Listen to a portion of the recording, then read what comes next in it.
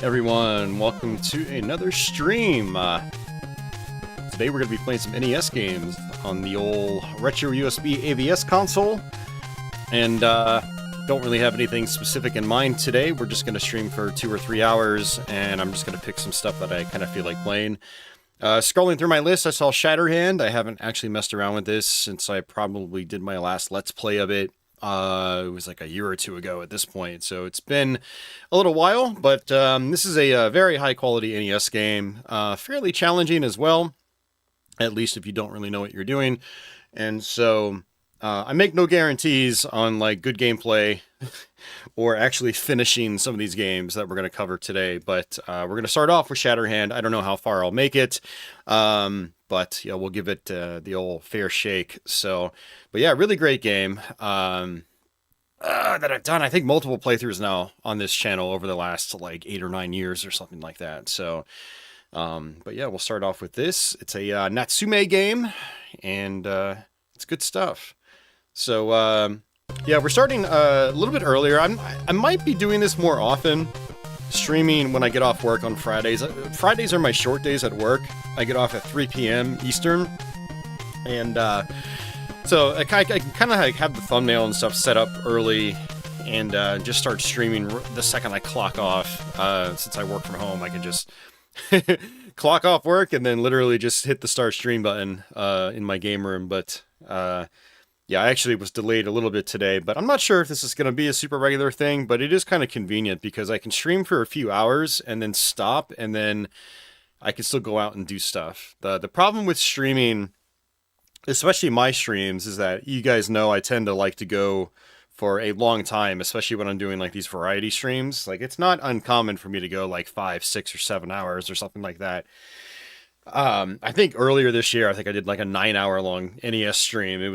It's crazy long.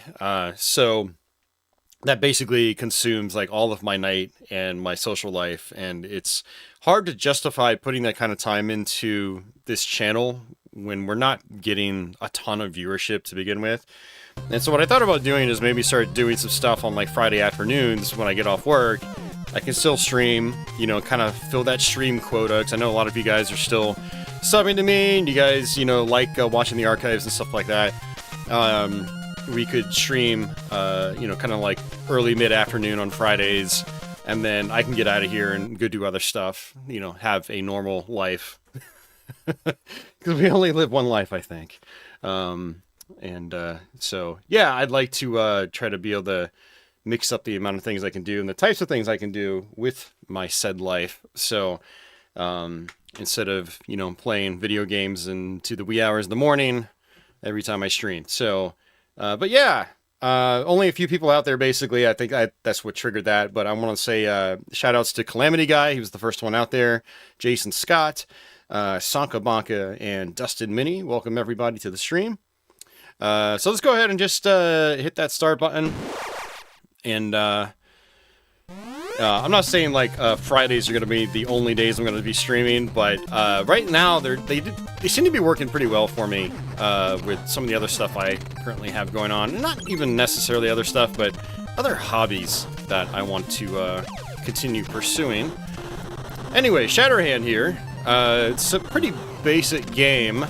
You do get these icons, these alpha and beta icons, and what they end up doing is you make a combination of 3. You can get yourself upgraded, get yourself a helper, and that, I think I just bought a stronger attack. So my main attack is stronger now, probably until I take like a hit or 2 or something like that. And yeah, you do buy certain things with that money. You can punch these bags to try to get more money. There are boxes I'll break apart, and they'll end up just being like bombs or something like that, so I have to watch out for those. You can also grab on to these grates in the background, so these chain link fences. So pretty cool stuff there. Alright, so that's ABB. I think that is the one. Yep, that's my favorite one. So there's a bunch of different droids that have different properties, and this one is cool because you can kind of just keep a distance, and you can point it down, so the ricochet shot here is you know, goes at more of a vertical angle, so you can play really safe. And when I kind of tell people about this game and they consider getting into it, I always recommend this droid because you can do a lot of...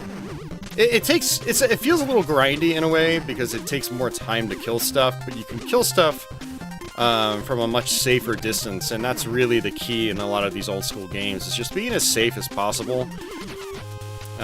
You know, when you try to like bum rush enemies in a lot of these old school action games, it doesn't really work too well. You really kind of need to play it safe and smart if you want to be successful. Now, some games do have like much more aggressive strategies that you can go by. Like Ninja Gaiden is a perfect example on NES, or like a Mega Man 2 or something like that. But something like Shatterhand, I do recommend trying to pace your gameplay a little bit slower. Let's just not worry about that turret up top.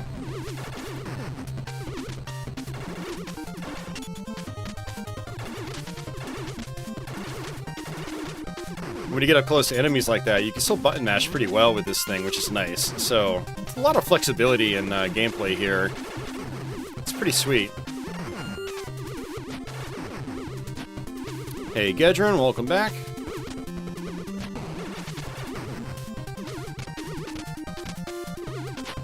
And probably gonna have to just, yeah, do it like that. Alright, so if you get the same pattern a second time, you'll turn into, like, this crazy robot, this android, and it's very, very powerful. And you can just annihilate bosses really quickly with it, and so we're gonna go to our first boss here. Probably destroy it pretty quickly, we'll see.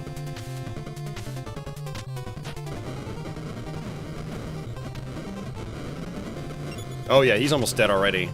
Wow. But this boss is another reason why I like the ricochet shot power-up, because he'll go and like hang on the walls and stuff like that, and so the ricochet shot, you can kind of like line up your shot to wherever the boss is, you know. The balls go at like a 45-degree angle or so, and so you just kind of use, you know, basic geometry to line up your shot with the boss. But if you have that android suit, then you can just kill him almost instantly. It's pretty crazy. So now we can go in any order. There's 5 stages. I usually just go kind of like left to right. So we'll start off with this level up here. Now, because I switch over to the android, I'm not going to have a helper droid right now. So, like, that's kind of the risk versus reward. I actually prefer to not use the android because I want to keep my helper droid. It makes my life a lot easier. I think the little helper droids will carry over from level to level as long as you haven't they haven't gotten destroyed or you haven't switched over into your droid form, android form.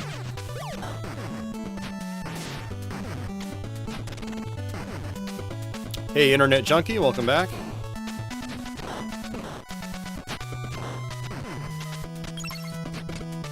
So yeah, this game was made by Natsume. It's, you know, same company that did stuff like Shadow of the Ninja. And so Shatterhand has a lot of Shadow of the Ninja in it, from a gameplay standpoint. Except sorry, I think Shatterhand is the better game of the two. Yeah, see, if I had my droid there, I could have just sniped that guy from a distance.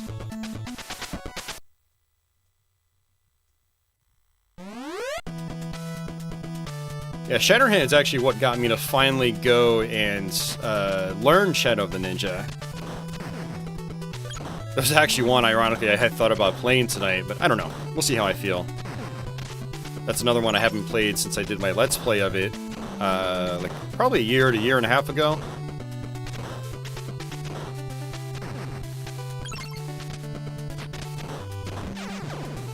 Jason asks, is this one of those expensive NES games? What NES game isn't an expensive one these days? No, but in all seriousness, yeah, it is, I'd say it's pricier, you know. As of doing this stream, I think you're probably looking at like 80 to 100 bucks for it. Cart only. Which is definitely not cheap. but it's also not Little Samson. Stuff like that, thankfully. We are using a flash cart. This is actually one of those games that I actually would like to add to my personal NES cart collection. I haven't gotten around to it yet. So whenever I play it on stream, it's always through the flash cart. Oops.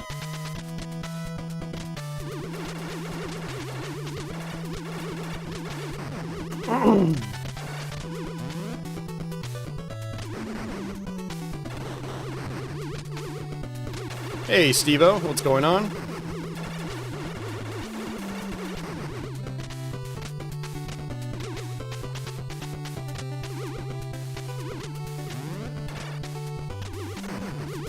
Yeah, you can see how, like, there are ways to just kind of, like, sit back at a distance and just snipe enemies.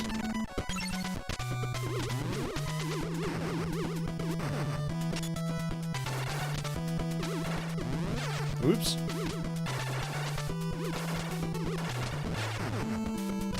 Very sloppy, but that's what happens when you haven't played a game like this in a year or two. Alright, so let's go ahead and grab this, get our health back.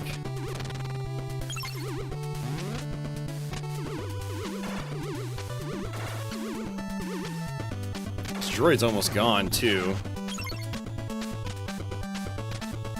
I actually kind of want to see if I can just destroy it and then get a new one. Yep, there it goes.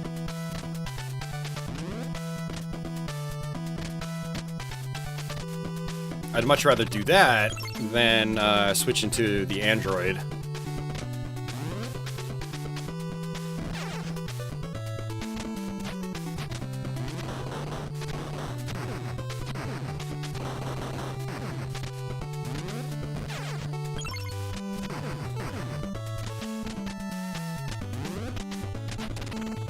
Here we go. So, brand new droid, full health now. Well, the droid itself has full energy. I don't. I've lost half my health. There we go. Good old conveyor belts. Seemed like a lot of the more technically impressive NES games like to use conveyor belts.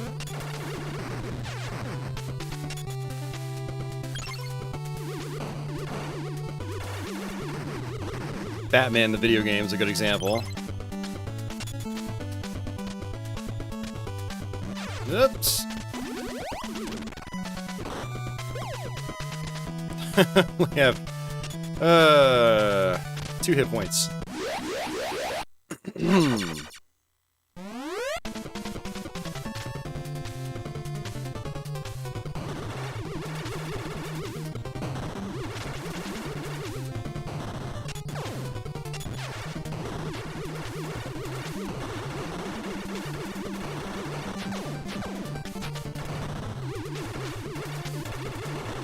Oops, I kept trying to attack like an idiot.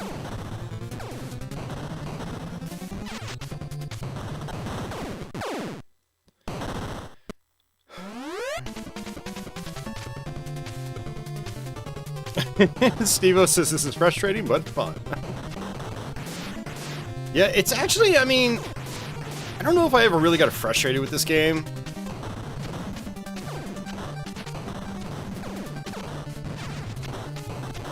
Once you get, like, the right strategies down, you get through the game consistently every time you play. It's one of those types of action games. And it's the good kind of action game. Now, one thing I will say is when I first tried to beat this game, the final level did piss me off quite a bit, because I don't think there's a checkpoint throughout the entire thing. So that was, like, some hardcore, like, memorization. I think it's one of those types of final levels. It might be one of those where it's like when you continue, there's basically no checkpoint. You go back to the beginning of the level.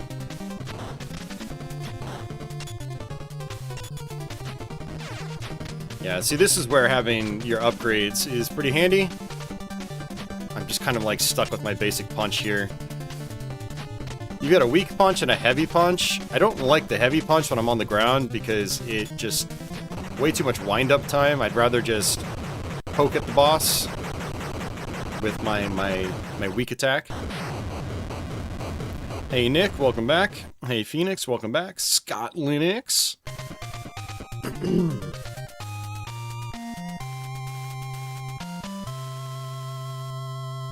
I finally get to catch a live stream! Yeah, it's because I'm streaming earlier in the day. A lot of you guys from either working or you guys overseas can finally tune in. Yeah.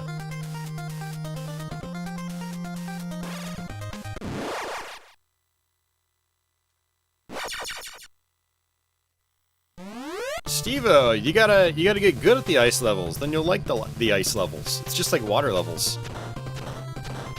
Everyone's like, God, I hate water levels so much. It's like, well, get good at them. Then they're fun. Some are, anyway.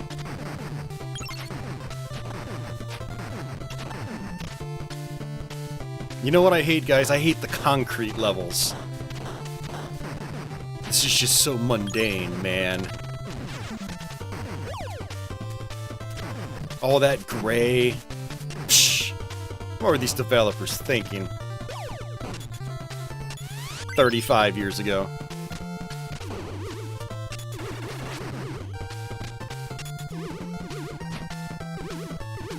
Like, bruh, just get good at the concrete levels, man.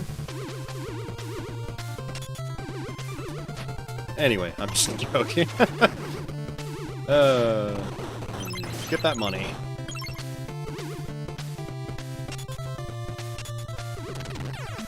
Troubled Matt says, I think this is the first time catching these live. Well, welcome.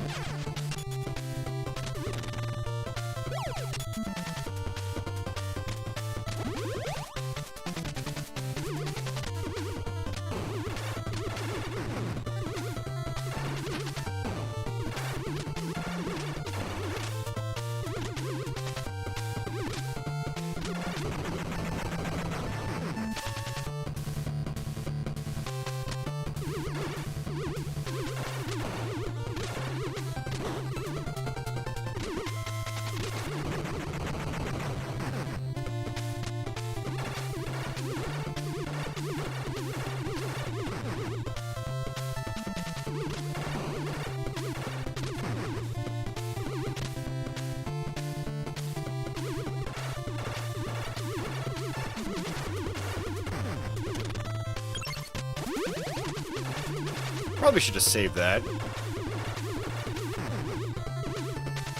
Hey, Code, what's going on, man? I'm afraid of concrete.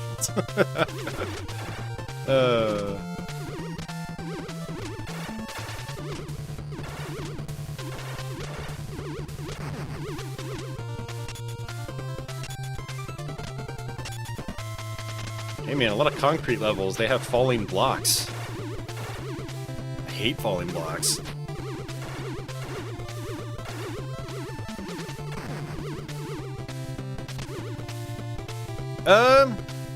So far it's treated me okay. This is our first game, so haven't had a lot of time on it yet today.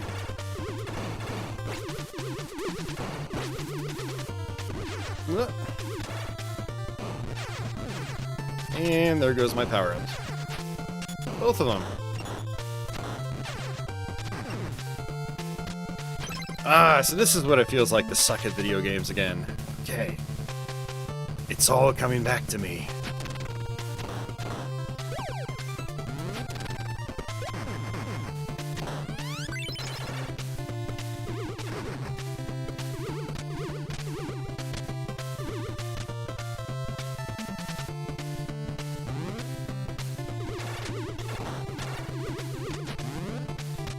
Well, the good thing about sucking at video games is there's room for growth.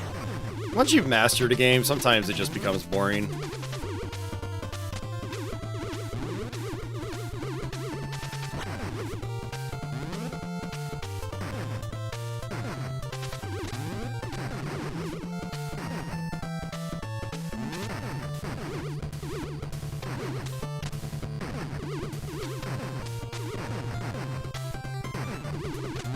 You know, I was just thinking to myself, like, I was looking at my list of games, and they all happen to be in the S's.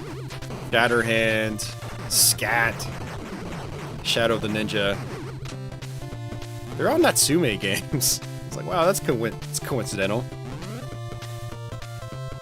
I do want to try S.C.A.T again. It's one of those shmups on the system I've never actually finished.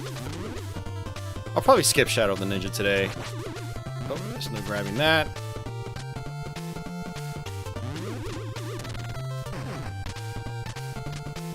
But yeah, like I said, I don't really have a game plan for today. I just wanted to go ahead and get a stream in for you guys.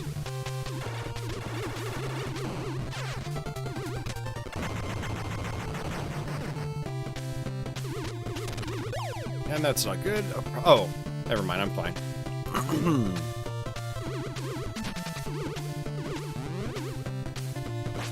Steve-O says it took him a little while to master Bionic Commando, and then he got bored with it.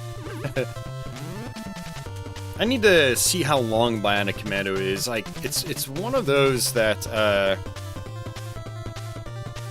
always wanted to finish because I know it's a really popular game, and you guys would probably like to see me play through it. But I don't really feel like learning any new games anymore. Like, if they take a couple hours to go through, like when you know what you're doing, that's still way too long for me. Like, I'd like to learn a game that takes like a half an hour to beat when you know how to play through it. But Bionic Commando always struck me as a game that probably ends up being a couple hours long even when you're familiar with it. There's non-linear elements. I don't know. Maybe I'm wrong. Maybe it is actually a short game, but I wonder how long it takes to get to that point, you know, figuring it out.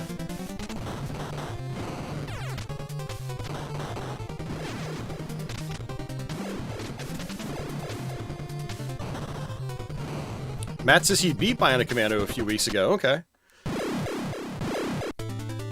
Oh, game over, man. Game over. Yeah, some bosses in this game, you absolutely have to know the strategies. And that strategy's coming back to me. I think when he does his sword attack, you just need to be in the distance and just jump it. His flame attack, you just need to be far away. And then I think that's probably the whole boss fight. Dodge the stuff that comes down from the ceiling. But yeah, that's Shatterhand, guys. I'll switch games.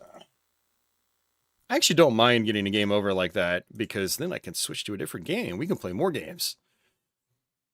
I can show off more games.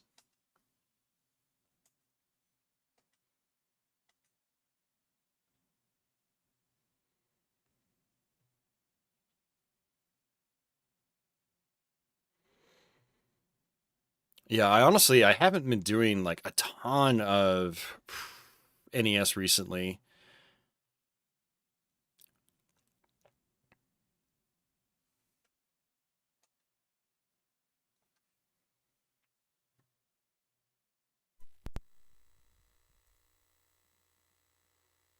Yeah, so we're gonna go ahead and play S.C.A.T, Special Cybernetic Attack Team.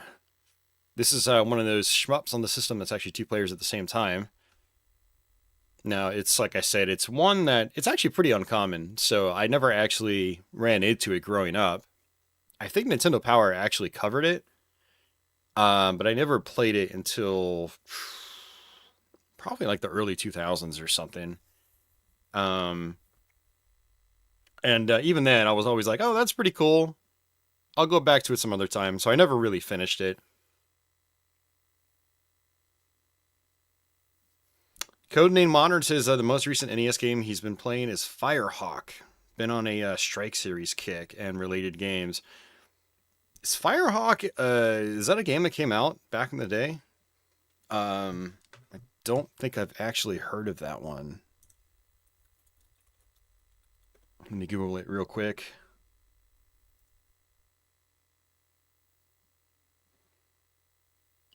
Yeah, oh, it's one of those unlicensed games. Oh, it's a Codemasters game. Okay. I didn't realize that was one of the Camerica games. Yeah, I'm not, it's like I've seen a lot of the Camerica games, but that is one I don't think I've ever seen.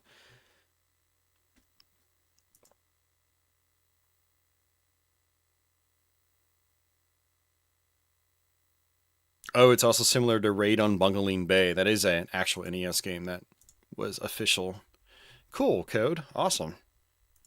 Yeah, that's an interesting little bit of trivia right there. Is Firehawk being similar to the Strike games?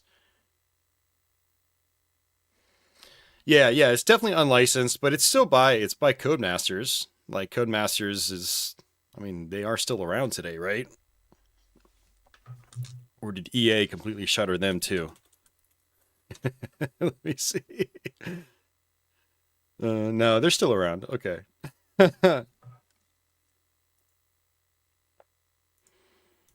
Yeah, that's one of those companies that got eaten up by EA, and in a lot of cases, EA has shut down those studios they inherited or purchased. So it's nice to see Codemasters is at least still around in name. Dave for Schmumps, what's going on, man? He says MIG 29 is from Comerica and is really fun. Yeah, I never did play MIG. All right, so let's play some S.C.A.T. You must destroy them. The Earth is counting on you. Good luck. Hey, good sample. Nick says, any thoughts on the SNES re-release of Doom? I mean, it's neat, I guess. It's about all I have on it on that. Yeah. So anyone that hasn't heard the news this year, the original developer of SNES Doom decided he wanted to work on a more finished version of the game using a more powerful Super FX chip. Well, actually, I don't even know if it is an FX chip. It might just be a modern custom processor. They're calling it the Super FX3, but it might not actually even be remotely similar to the original. Still, it's gonna have a limited run release, which I don't think pre-orders have happened yet. I would like to get a copy just to be able to stream it for you guys, because I know you would like to see it. But yeah. Kind of redundant in my eyes, but it is also neat at the same time. I mean, I have a soft spot for Super Nintendo Doom because it was the first version that I really had like full access to. I had played the PC version on a friend's computer, but his computer was so awful. It was at like 3 frames a second. It was might as well have been unplayable, but it was still like all the rage at the time, so I still wanted to play whatever I could, even if it was awful. And the Super Nintendo version was much less awful. You know, it's easy to give it crap today, but if you were a kid that didn't have a computer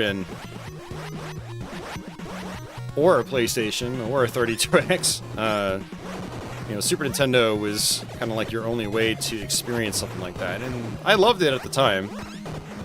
I love it much less today, but I do have a fondness for it.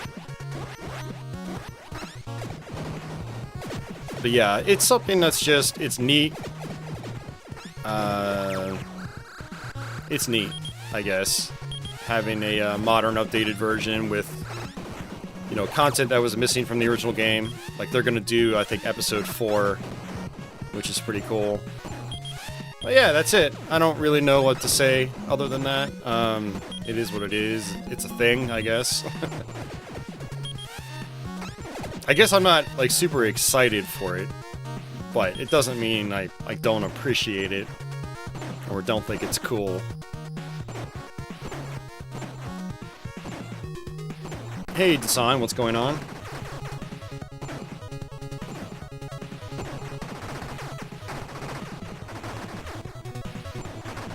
Yeah, so S.C.A.T has this gameplay mechanic where you've got these options, and you can rotate them around. You press A, and then you can press A again to lock them into place.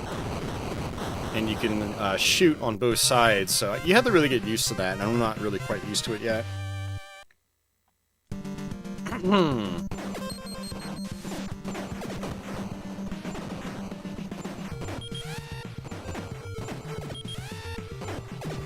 This is very much Abadox style music, which is another shoot 'em up by Natsume.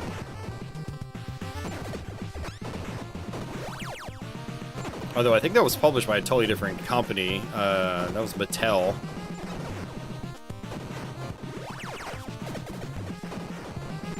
I love Abadox. It's one of my favorite shooters on the system. Abadox is interesting because it definitely has more of like an R-type kind of feel with the kind of memorize or die difficulty.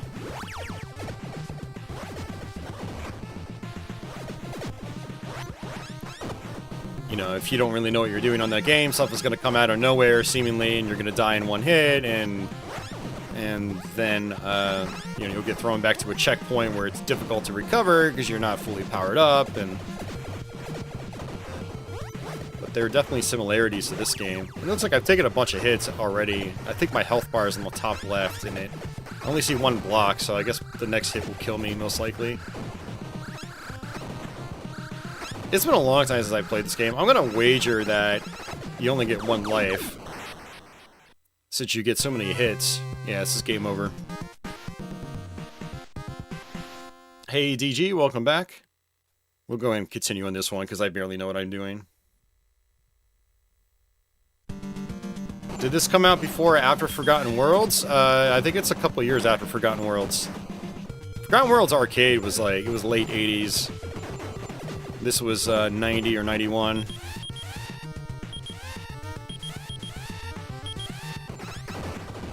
But yeah, I'm sure it is inspired by games like that, as well as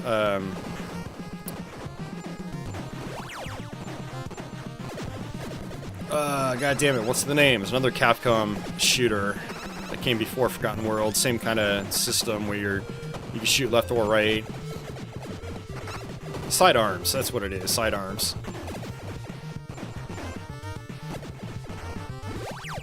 You know, sidearms could have been potentially pretty interesting on NES. You know, it's not as complicated as Forgotten Worlds. It would have had a similar look as this. Actually, kind of surprised it wasn't done. Uh-oh.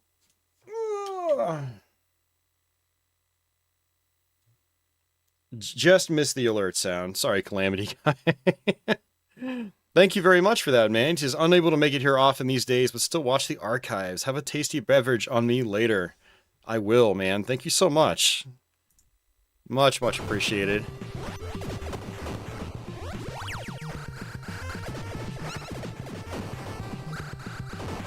Forgot to turn my speakers on to hear the alerts, and then by the time I turned it on, it was too late.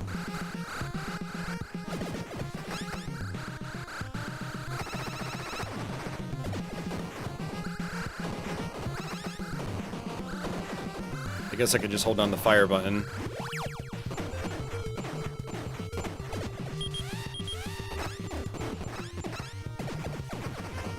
Took another hit. I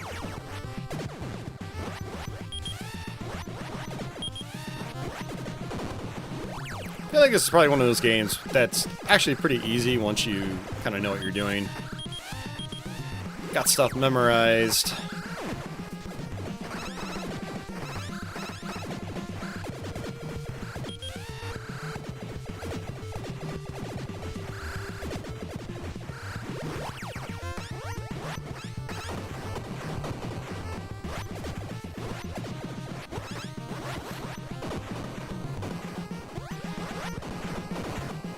So there's actually kind of a funny thing I discovered earlier this year. Walmart is selling these like $10 clone systems in the form of a handheld. You can find them at like the checkout lines. And it's basically a Famiclone with a bunch of pirate games on it. And one of the games is S.C.A.T. I'm like, wow. I can play S.C.A.T. from a Walmart purchased device in 2024. That's insane to me. Like, it's got a bunch of offbeat NES games on it. Nothing, like, really... Nothing that, like, people outside our little community would recognize, but people inside the community, it's like, what? S.C.A.T's a pretty uncommon game on NES. Like, it's a decent game. This is just... By the way, if you see the device at Walmart, don't buy it. It's terrible. The screen is one of the worst things I've ever seen in my life. It makes the original Game Boy DMG screen seem like a masterpiece.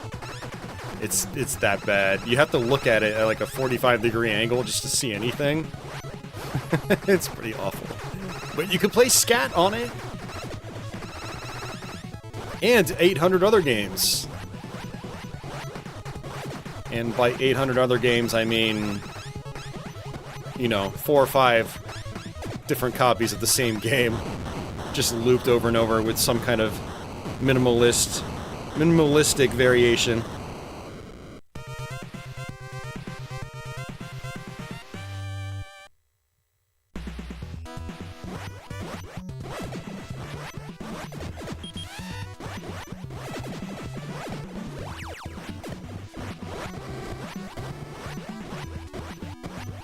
I wonder if there's a way to get some health back.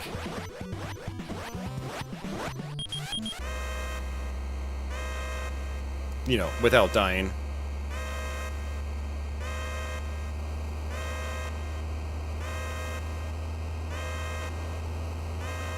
I also feel like just having your options wave back and forth might be easier in some cases.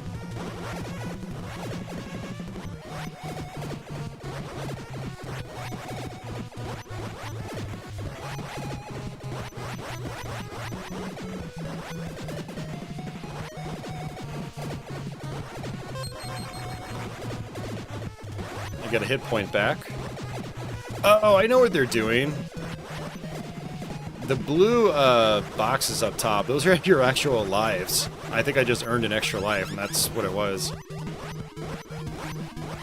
So you don't treat it as a health bar, you treat it as lives. It just looks like a health bar. It's not like Contra, where it's like medals. Those are your lives, and they're like spaced apart. They're not connected to each other, so I feel like Contra better communicates the fact that they are lives and not just a health bar. But this, they're so close together, it looks like a health bar. So, okay. Oop, I just lost a life. See? That's the other thing too, is that I'm not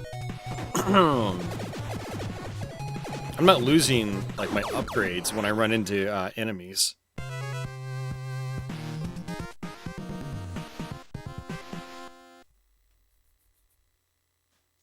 Alright, we'll continue again.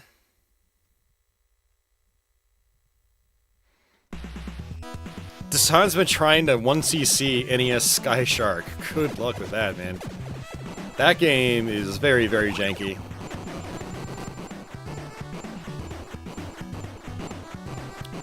It kind of sucks because it runs well. Like, it doesn't have a bad frame rate, but the collision detection is so unbelievably bad in that game. I just find it unplayable. You know, you're getting taken down by bullets that are like clearly several ships away from you, but the collision is so bad that it still registers as a hit. And in a very fast-paced, you know, arcade game like that, that's just not... that's not cool.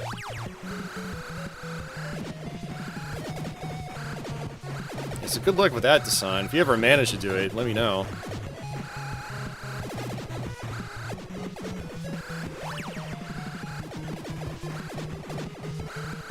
I've shown off Sky Shark on stream a bunch over the years, and every time I do, I swear the gameplay session only lasts like 5 minutes.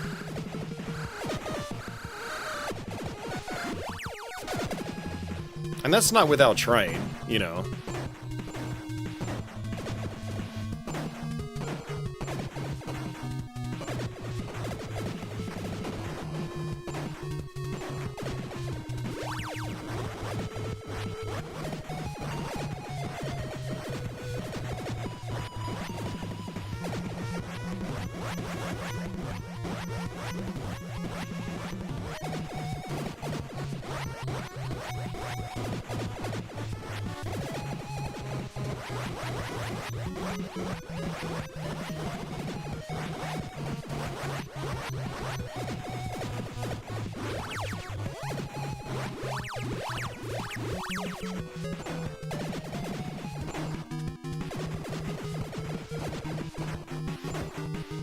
Looks like I have 6 lives.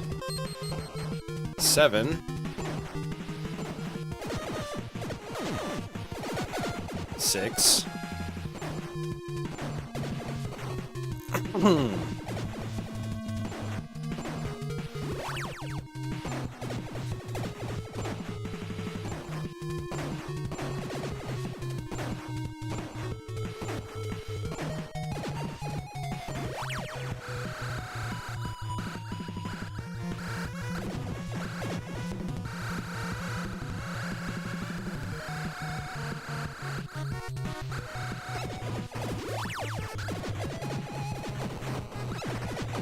The flicker is real.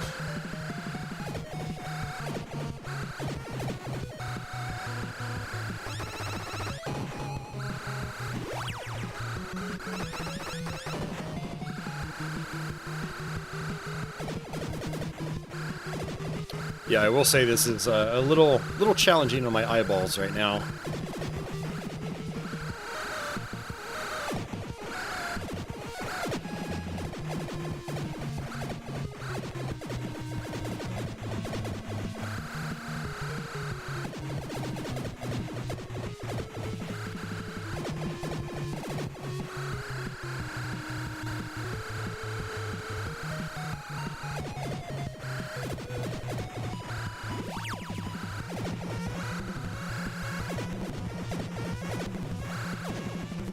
Oh, took another hit. Code asks, am I getting the analog 3D? No. Absolutely zero need for it.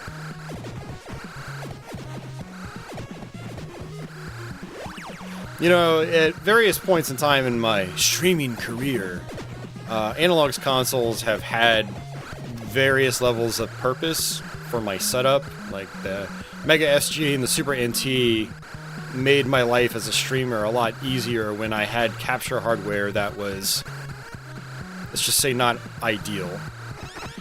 Elgato! Anyway. But my N64 is HDMI modded, and I don't get signal drops with it or anything, so like capture card plays very nice with it. I've already got a flash card for the system, and so there's no point in me getting an analog 3D. Well, the one purpose would be to like hook it up to my HD TV in the living room. I don't care that much. I'm fine with just doing 1080p in my 4K display. Or if I'm going to go that route, I'm going to invest in like a RetroTank 4K, which would, you know, benefit my setup in multiple ways. So no analog 3D for me.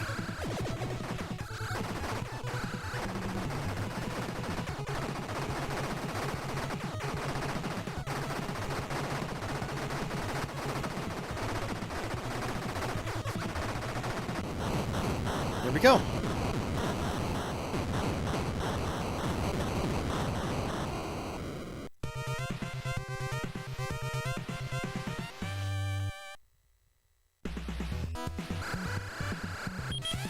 Yeah, Code, if you don't have an HDMI modded N64, then yeah, I totally get it.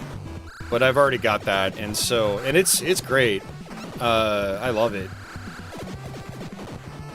And I'd imagine a lot of the customers are going to be people that haven't already gotten their systems modified.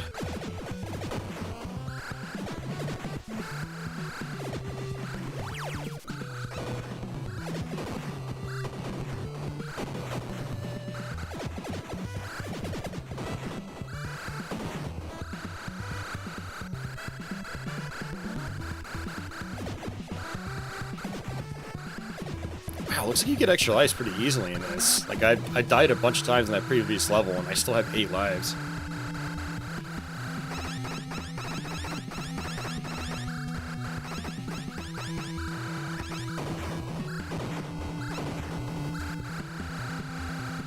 I vaguely remember this, I think from when I first played this.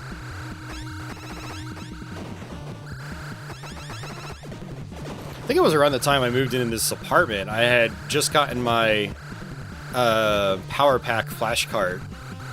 It was like 2012. And so I was experimenting with a lot of different NES games, and this was one of them. I tried playing one afternoon. And I think I made it here, because this looks all familiar to me. But I've barely touched the game since.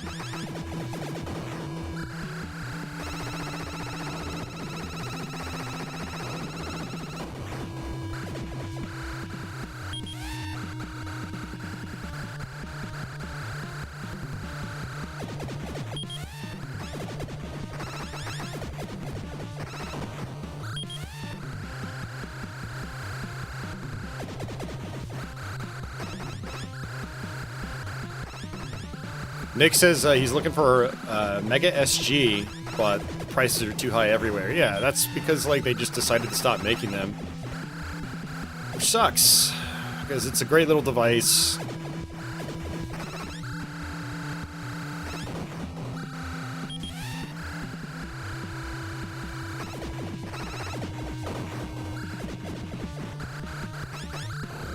Yeah, and there's a lot of people that have the device that don't even really need it. Like me. Like, I don't really need my Mega SG. It's got some great uses, but I also don't want to get rid of it. It's like, it still makes my life easier as a streamer. And some of the jailbroken cores on it are pretty nice to have. Like, we were messing around with ColecoVision the other night, and then Game Gear.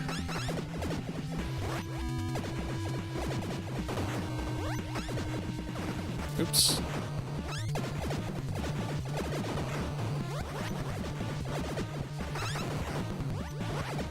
I'm not gonna lie, if I had somebody come up to me like locally and said, hey, I'll give you X amount of money for your Mega SG, and it's like what eBay prices are, I'd probably say, yeah, okay. Yeah, we can do that.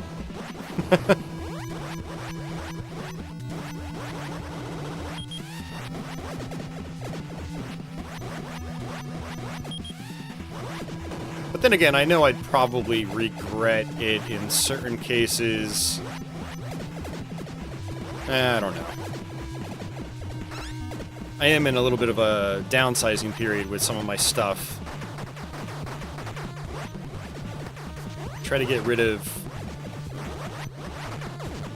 stuff I have just for redundancy purposes.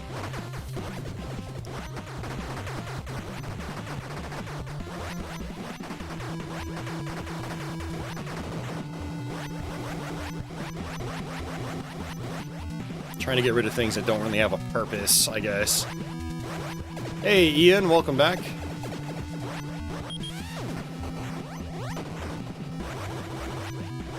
Yeah, the Mega SG is one of those things that probably could go, because I do have original hardware. Honestly, I have too much original hardware when it comes to Genesis, Mega Drive, whatever. Although I did successfully trade a Genesis 3 to a friend last weekend, so that was nice, getting rid of something that takes up a decent amount of space in my closet. Since most of my stuff is boxed and complete, so that takes up a ton of space. All that stuff combined, I mean.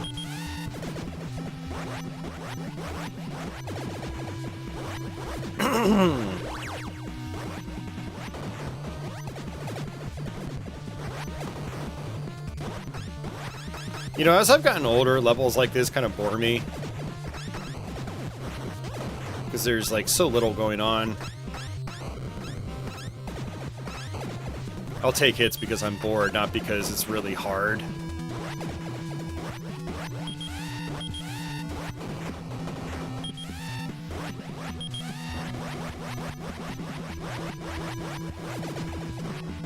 You know, had I gotten this game as a kid, though, I definitely would have loved it. This definitely would have ended up being, like, one of my favorite NES games.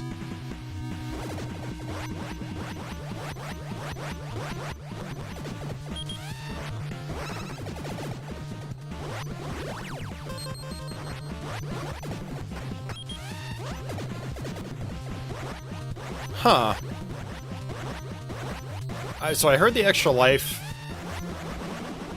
Well... No, I got the R power-up, and my health bar went up by like 4 blocks. I wonder if that's the power-up that gives you health back.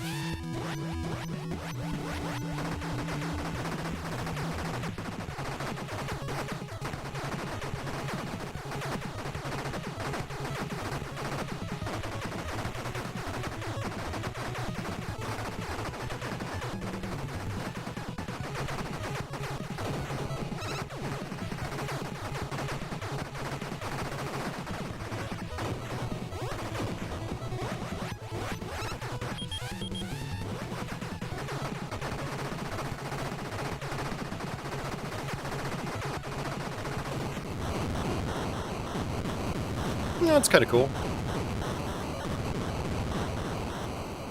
Dasan says, yeah, plus Analog's gotten lazy lately. He hates the new Analog OS. The Duo uses it. Yeah, I really do not like their OS. I really love the snappiness of their previous operating systems. For the Super NT, Mega SG in particular. Yeah, I was very disappointed by the Duo. I think overall, like, it's okay. I'm glad I have it. I don't even really regret selling my original Turbo Duo because it was just so... It was like a lemon right from day one. But I was also buying the Analog Duo expecting the same level of quality that I got with their previous consoles. And... it's missed the mark in a bunch of ways. And then apparently they go to their website. You go to their website and they took off DAC support for it. It's like, dude, I bought a DAC because you said it was gonna work with this thing, and it's looking like they're just gonna skip out on it completely. So definitely put a bad taste in my mouth with regards to Analog as a company. You know, they've always had some issues you could complain about, but like that's messed up, man.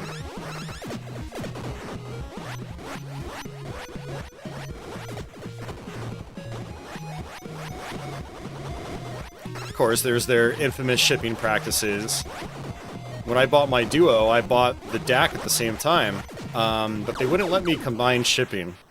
So I had to pay like $35 to ship the Duo, and then another $30 plus for the DAC itself. I was like, wow, you guys got me for $60 on shipping. When, anyway, this is stuff a lot of you guys have already heard 10 times over.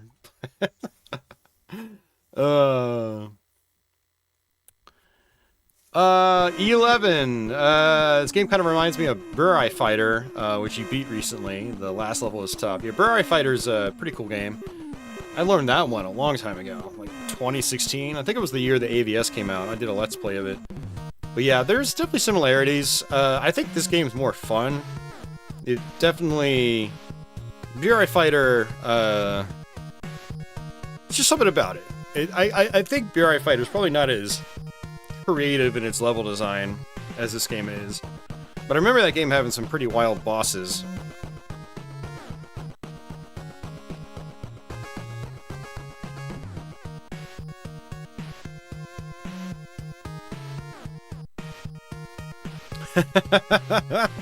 Ian, I would love that, man. The cookies you guys made last year were awesome. Yes, that would be great.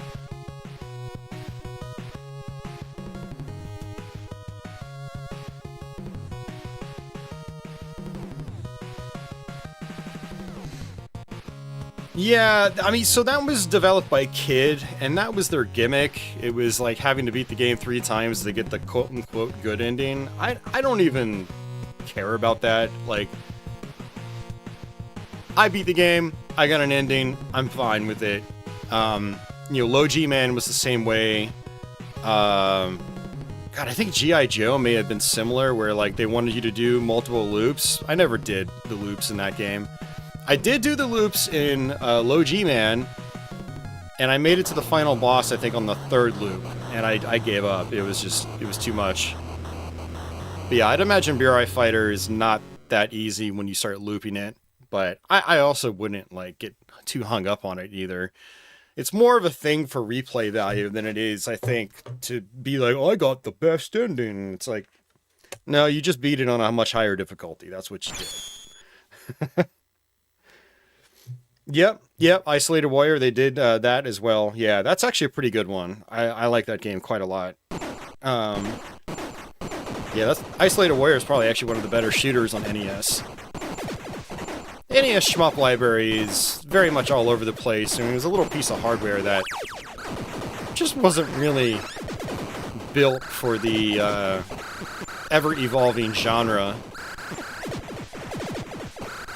You know, it wasn't until the 16-bit consoles came around that they were able to do stuff that better mimicked what we saw in arcades. But there's still a lot of fun stuff on here, though. And some unique stuff, like S.C.A.T and Isolated Warrior, BRI Fighter. None of those were arcade games, as far as I'm aware. So yeah, there's still a lot of unique stuff. Alright.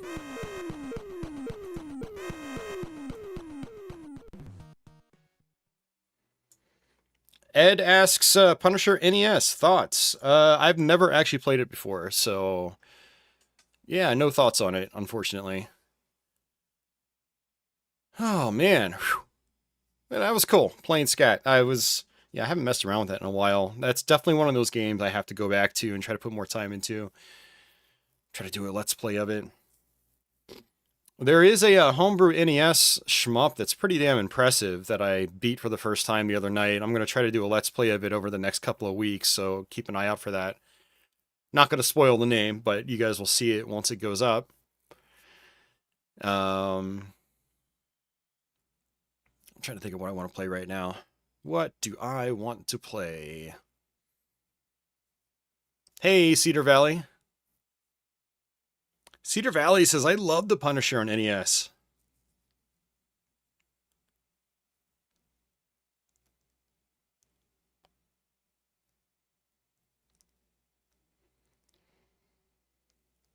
I mean, E11, I don't entirely agree with that. I think there's quite a few NES shmups that are... well, actually, you know, I think you're right for the most part. I'm thinking about it now. A lot of the shmups you would actually want on the console are, yeah, I'd say they're relatively affordable. But they're also like, I don't know. A lot of them aren't anywhere near as good as like some of the 16-bit ones. But Gun.Smoke would be a big exception. That game is like stupidly expensive. Yeah. But I'd say, you know, if you're trying to go for stuff like Life Force, Gradius, 1942, 1943, actually, S.C.A.T is one of those, I think, now expensive ones. I don't think it's cheap anymore. Dragon Spirit, very affordable.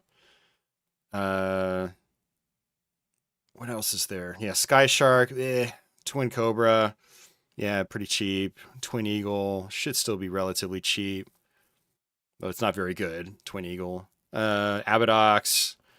Abadox is very affordable, yeah. There's probably some other stuff I'm missing. I know there's a lot of stuff I'm missing, actually. Captain Skyhawk, if you even count that. Some of its levels are shmups, basically. Shmup stages, basically.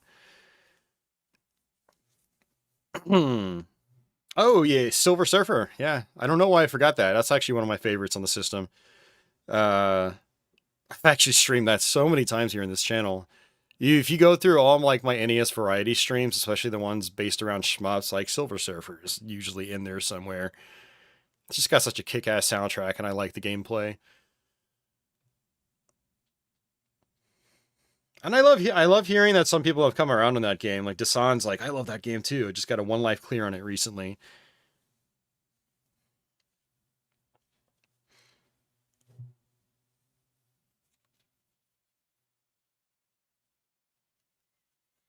What is the easiest NES game I ever played? That's a hard one. I don't know. I mean, for me, it would probably be like one of the Super Mario Brothers games. Contra definitely would be up there. But I mean, I owned Contra as a kid. I spent a lot of time with it, so Dragon Spirit. Actually, we're talking about shmups. Dragon Spirit is, I mean, I feel like you can sleepwalk your way through that game, and it's even got like an easier Gold Dragon mode. Chippendale Rescue Rangers, I'm actually looking at that on my list. I think that's a pretty easy game. I mean, it's all relative though. Like, I mean, I beat Super Mario Brothers when I was like 5 years old. That was like the first game I ever finished. And so you know, you kind of go and you beat that game, and it's, I don't know, even at the time Super Mario Brothers probably felt easy and I just didn't even realize it. I don't know, man. There probably is like much easier games on the system that I just haven't messed around with. Like, you know, there's probably some of those Sesame Street games or edutainment games where you can technically finish them. They're probably like, you know, they're made for babies, but like literal, actual babies.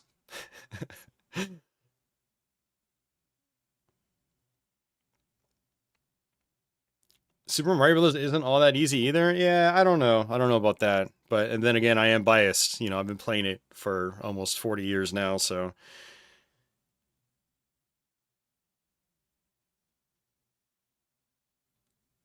Ah, man, I'm trying to figure out what I want to play. But I'm getting bombarded by all these questions. They're distracting me. It's okay. I like being distracted.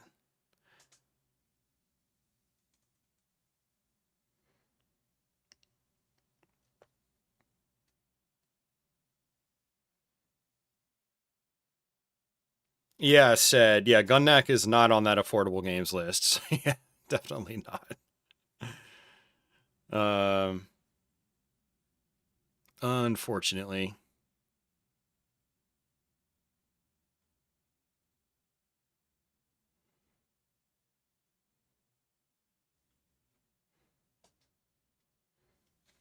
Let's get some more good music in here.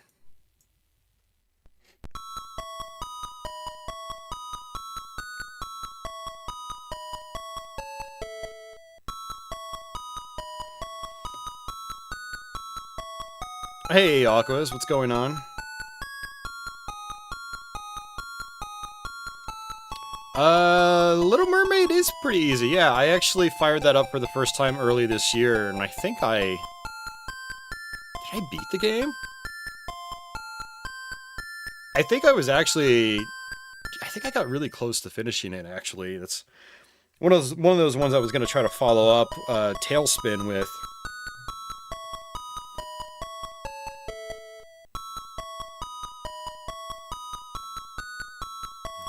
What's the most medium difficulty game that you've played?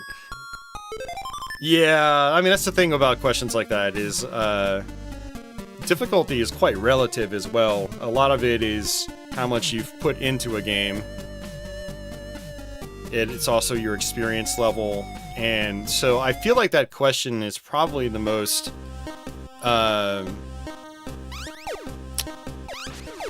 meaningful if like I was asked it as a kid.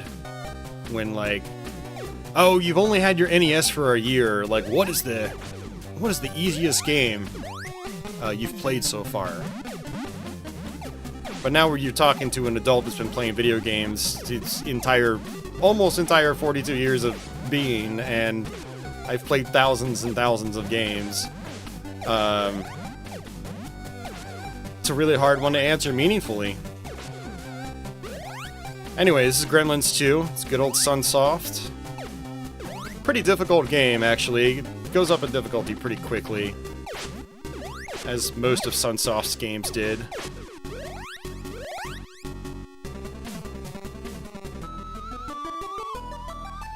Alright, see ya, Ian. Take care, man.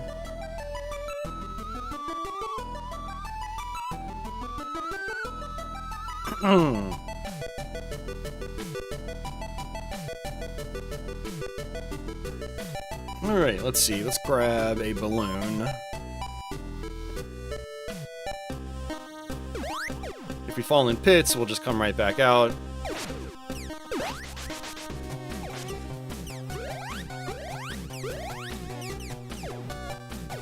You get weapon upgrades, they tend to happen after you complete levels.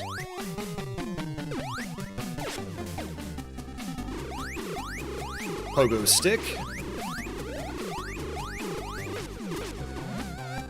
Yeah, this is a very, very straightforward game. Good looking game, good sounding game, but it's very, very linear. Which is, you know, it's kind of par for the course for the time.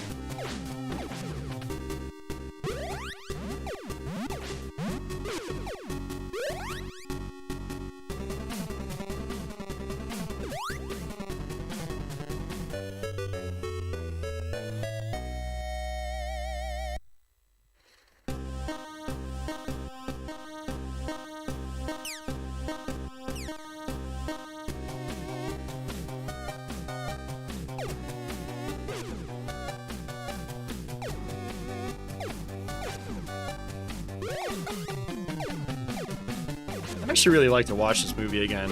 I own the first Gremlins on Blu-ray, but man, I don't think I've seen the second one anywhere, like, for sale in a long time. Let's check my local, like, books and movies store, like Second and Charles or something like that.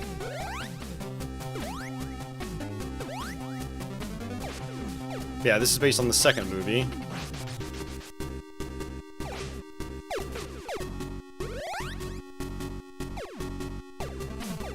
First Gremlins is actually still, I think, a really good movie with just lots of personality. Some great special effects for the time too. So many practical effects.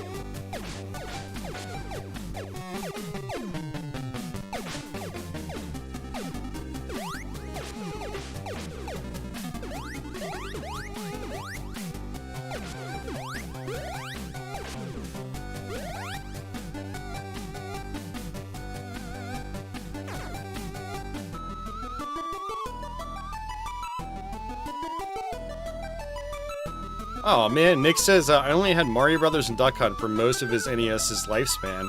We used to rent games sometimes, but my parents never bought him any. Man, that stinks.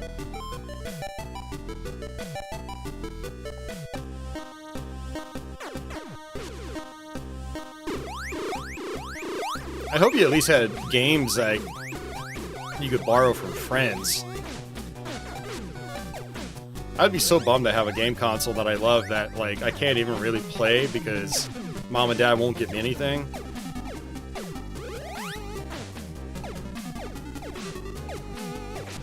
Now, I wasn't able to buy games, like, all the time. For me, it was like Christmas and birthday was when I would get new NES games. But we would rent games occasionally. My parents weren't the biggest fan of renting games, even though they would rent movies all the time. They rent movies all the time, but they would barely ever let me rent games. But thankfully, a bunch of neighbors on my street had an NES, and so we would swap games all the time.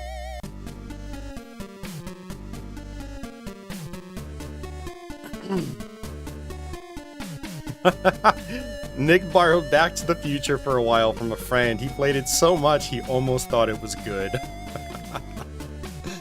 Oh man. That is actually, it's funny that one of the few games I rented as a kid was Back to the Future.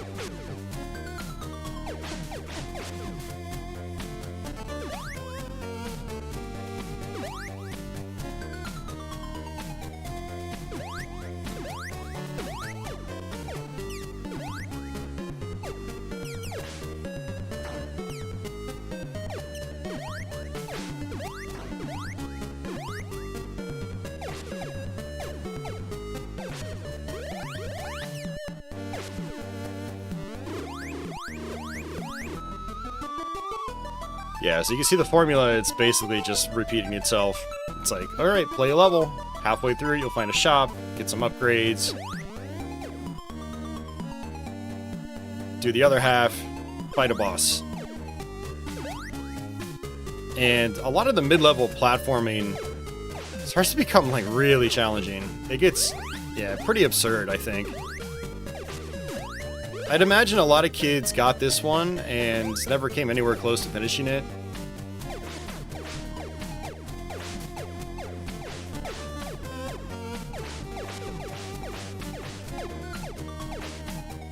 Part of it, too, is that this more isometric style angle really makes, like, figuring out where you should be jumping really difficult.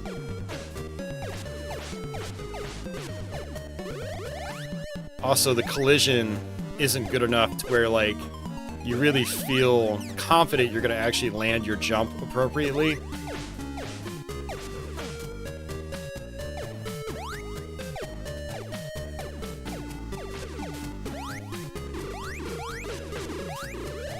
But I'm just trying to take my time. Seems to be working so far, but what we've dealt with so far really isn't all that bad difficulty-wise.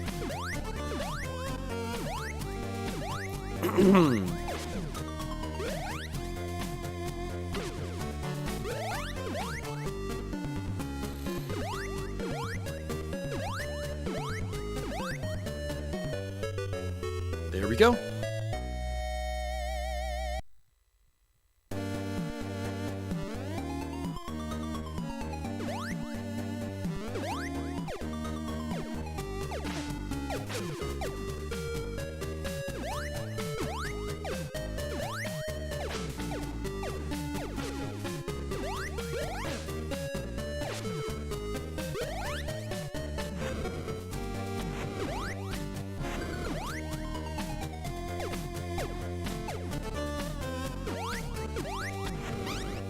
Yeah, like right here, I had to position myself diagonally.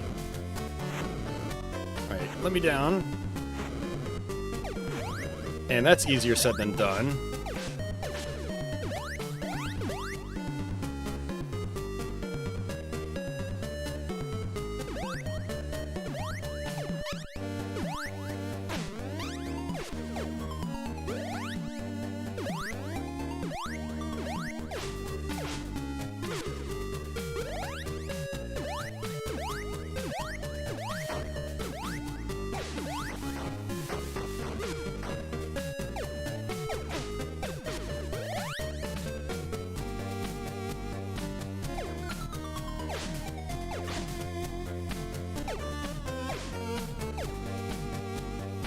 Oh, I walked right off, trying to attack that guy.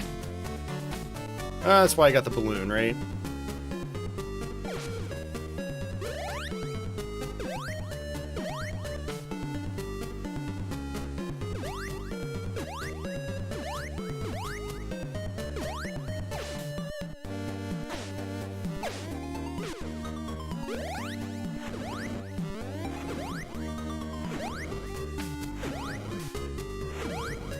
Yeah, like that jump is super tight.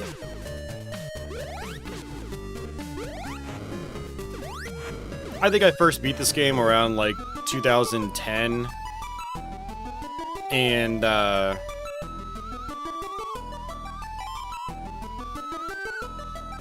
remember just like dying over and over to some of these jumps because they're just so far away.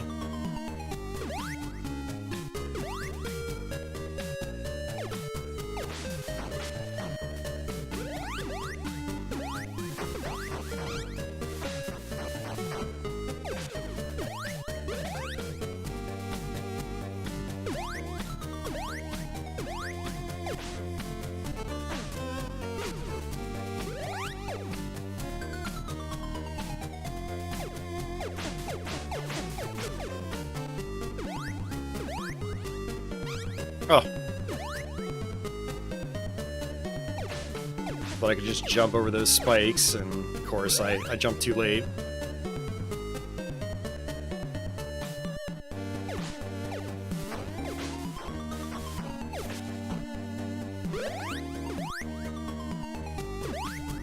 Ugh. Memorize or die.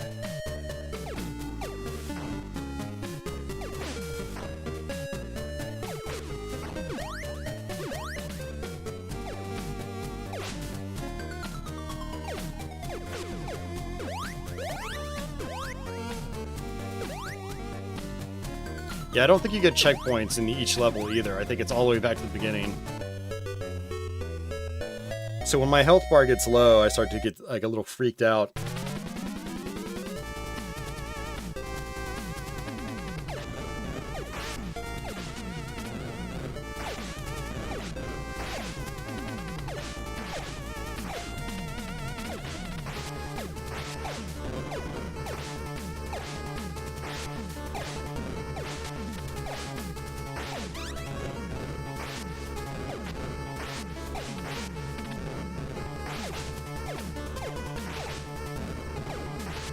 Oh no, come on, are you serious? Oh! Okay. I wonder if that's the extra life I bought.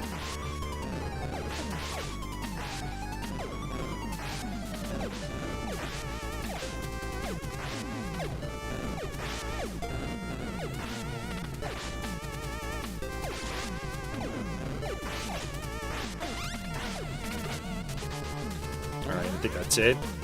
Paperclip!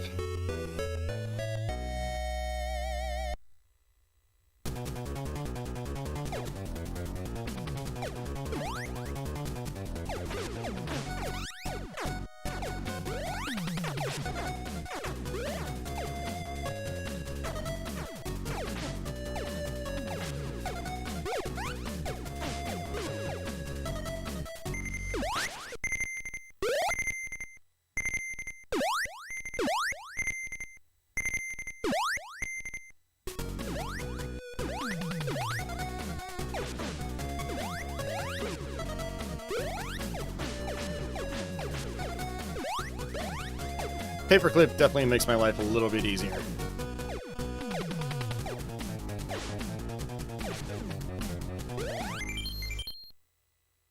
Yeah, it says I have 0 lives.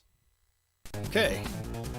I wonder if you die at a boss fight, it just uses up a life, and you could just drop right back in. Maybe that's what happened.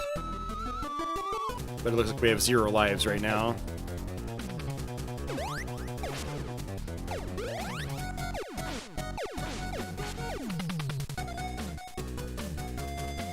Wish it was easier to stay diagonal. I'd like to just, yeah, like that.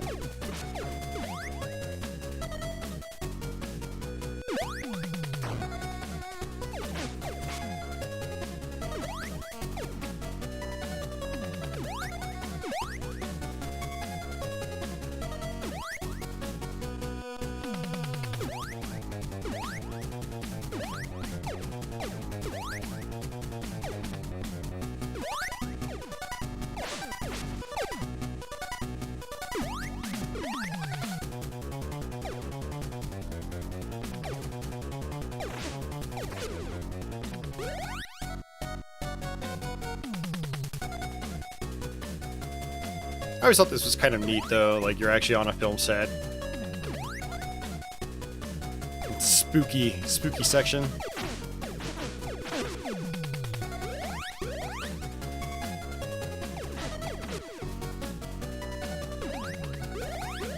Yeah, like those jumps are super tight.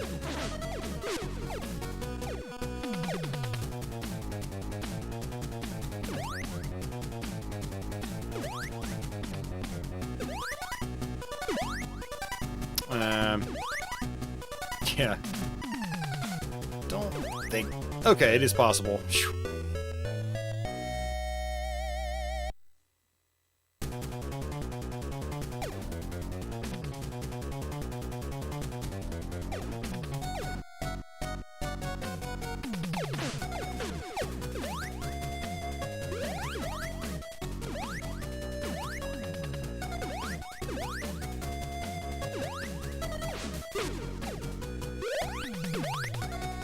This is some pretty nice looking visuals, though. Sunsoft was really good at just pulling off some really cool looking stuff on the console. Ugh.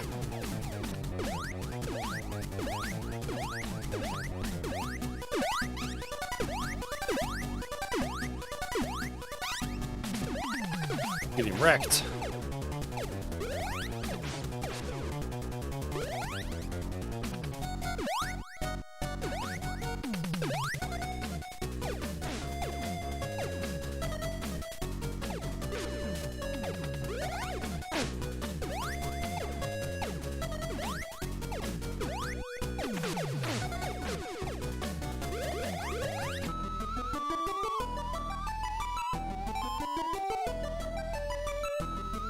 Another one up. Yeah, since we have one now. Okay. It's cool. They show him with the paperclip up there. Good detail.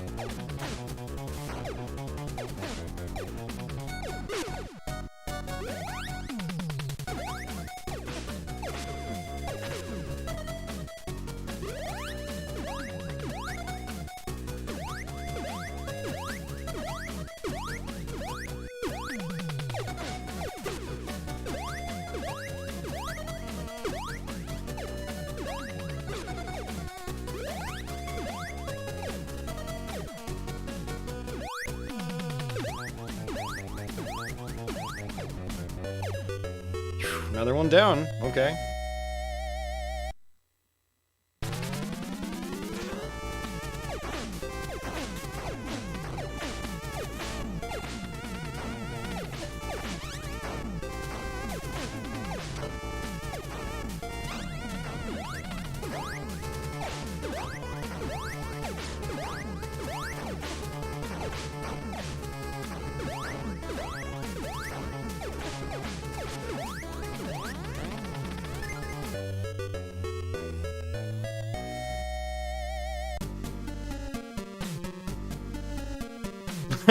Oh, God. Well, at least you're aware of it, Nick. Sorry, this is cliche, but here's a question for the chat. What's your favorite Super Nintendo game? Yay! I think a lot of you guys probably already know what mine is.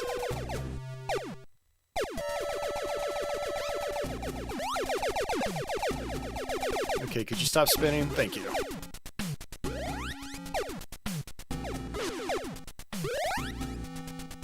Mine would be Super Castlevania 4. And I'm actually sad that I didn't really play that game much this October.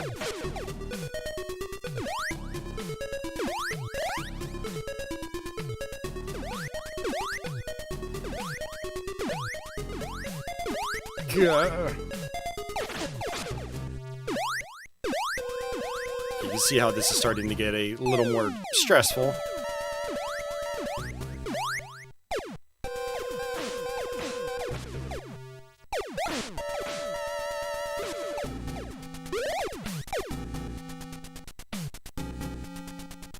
Nick's favorite SNES game is Link to the Past.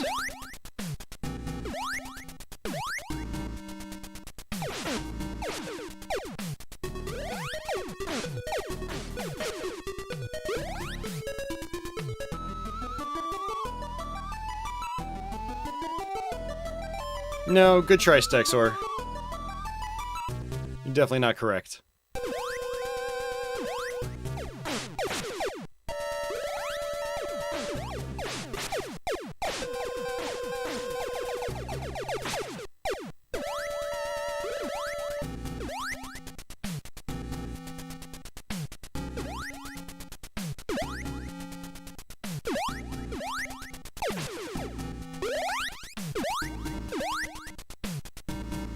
I'm actually surprised we've even made it this far. Normally I bomb out pretty early in this game.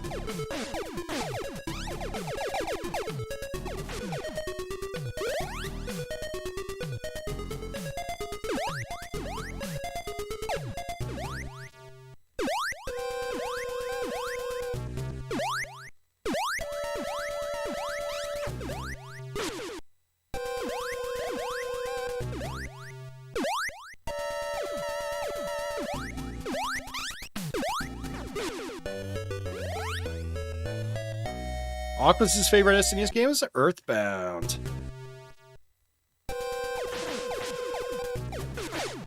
You know, Aquas, with all the JRPGs you've been playing over the last couple of years, like, that doesn't surprise me, actually.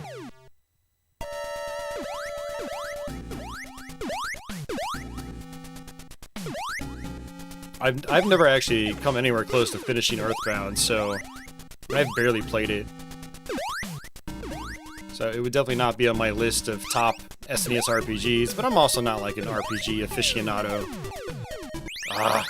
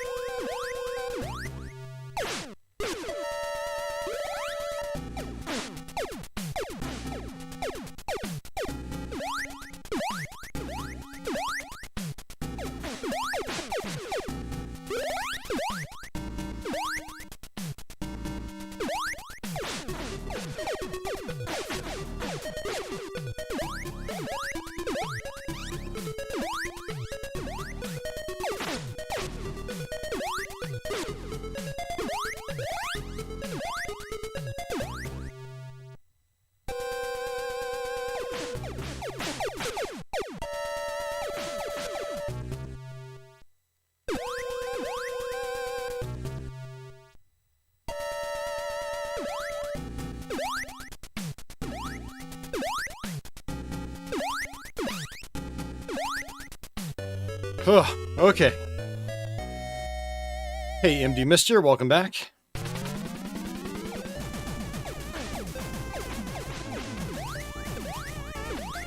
Say hello to my little friend.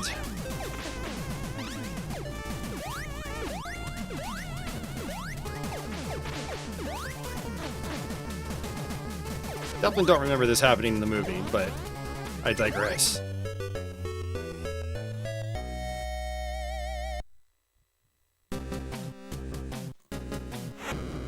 All right.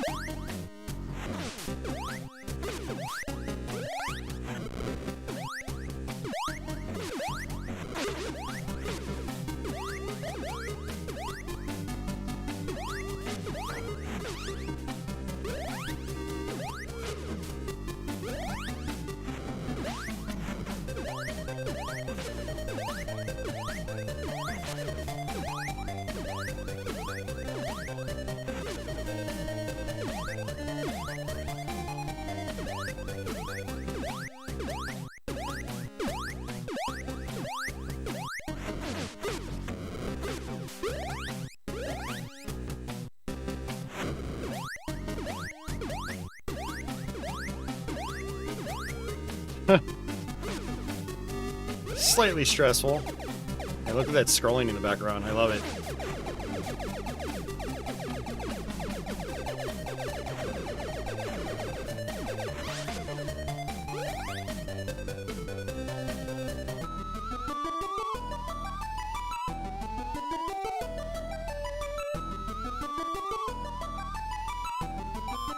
Sure life. I would like that power-up canister. Vince says Super Mario World is his favorite, but that might be the most cliche answer of all. Though Donkey Kong Country is a close second. I mean, if anyone that says Super Mario World is their favorite Super Nintendo game, I do not blame them. I think that's honestly one of the best games ever made. Super Mario World is just so damn good. It doesn't even need to be the most technically impressive thing, it's just the way it's put together, it just feels perfect. In almost every way. I know it's got some slowdown here and there, but it's not even all that common.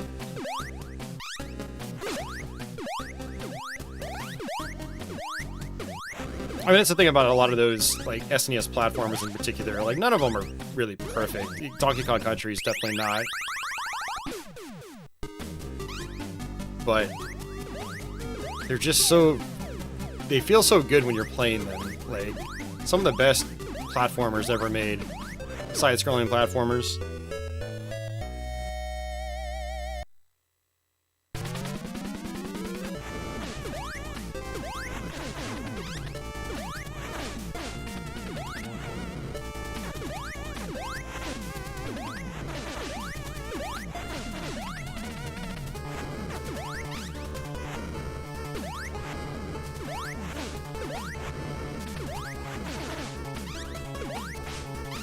Dope. I think it's game over. Nope. Lucky.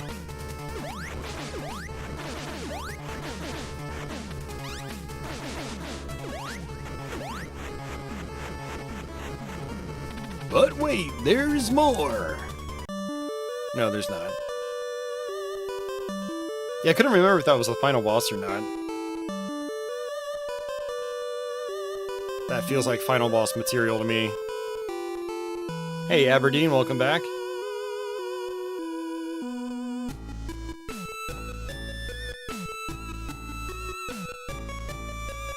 Yeah, I've got a really, really old, like, long play with post-commentary from, like, it must be 2011 or something like that. I haven't beaten the game since, so yeah, I couldn't remember.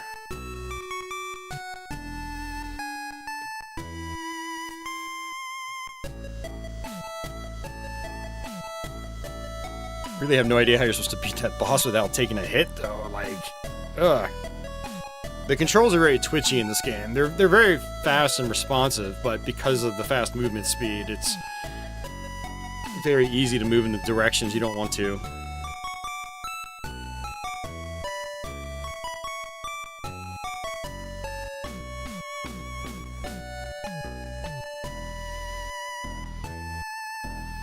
Nick, you never figured out flying in World? Come on, dude. Come on. Alright, you run. You just run. Then you jump. You jump and you hold the button. And then you fly up into the sky. And then when you're at your peak, you let Mario drop a little bit and then press left. And then left again. And then left again. And then you're just like, you know, fluttering through the sky in a cozy manner.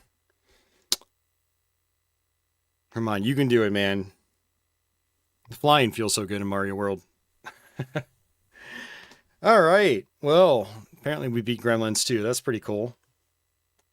So let's go ahead and change games.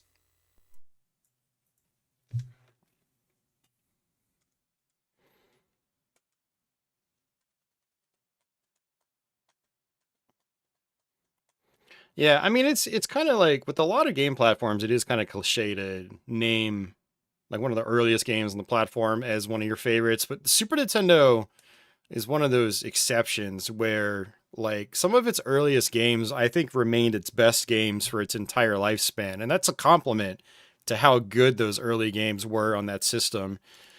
They all really try to take advantage of all the stock features of the console, you know, like the pixelated transition effect and, you know, screen zooming with mode 7 and, you know, fade ins, fade outs. It's just, Yeah, like Super Ghouls and Ghosts, awesome game. Castlevania 4, awesome game. Pilot Wings, awesome game. F-Zero, awesome game. Mario World, awesome game. And, you know, anyone that names any of those games is like one of their favorites or their favorite. It doesn't surprise me in the slightest. And SNES had like a pretty amazing showing right from the beginning.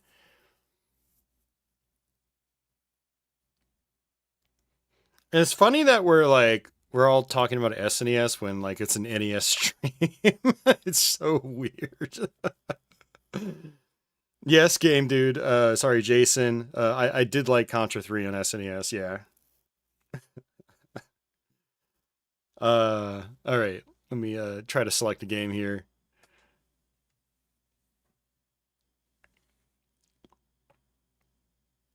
No, you don't have to apologize, Nick. It's funny how that works out.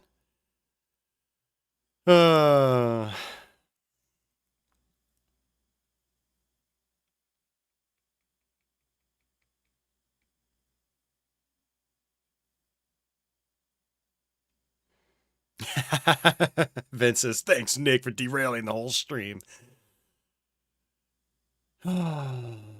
Just trying to figure out what I want to play that's not super duper predictable, but I think I might have to start jumping back into some super duper predictable stuff.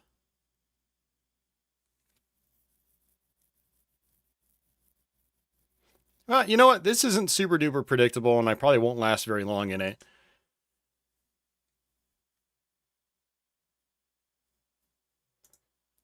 Nick, you know, like, I'll be the only one that can even remotely answer that question. None of you guys out there even touched the N-Gage for more than, like, 5 seconds. Anyway, it's Milon's Secret Castle.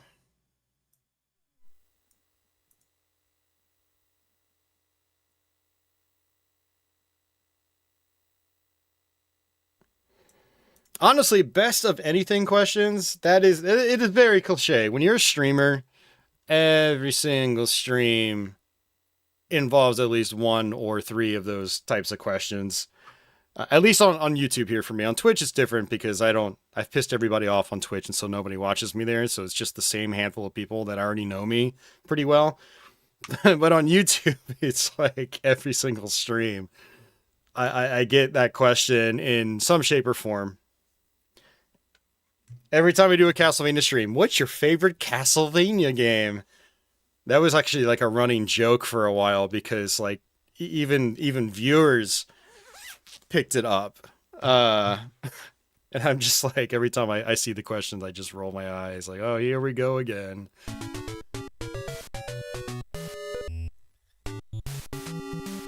Stexor, Duke Nukem was not on the N-Gage. You're thinking about the Tapwave Zodiac. So wait, for anyone that's not reading chat, Nick Bowman said, okay, next topic. What's the best N-Gage game?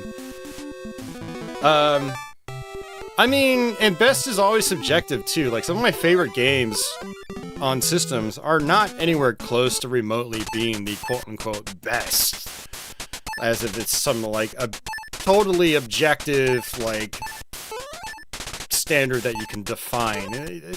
You can't, really. Like, there are qualities that are definitely preferred over others, but, I mean, some of my favorite games of all time are the ones that aren't, like, the most polished and aren't perfect and aren't, like, the most straightforward,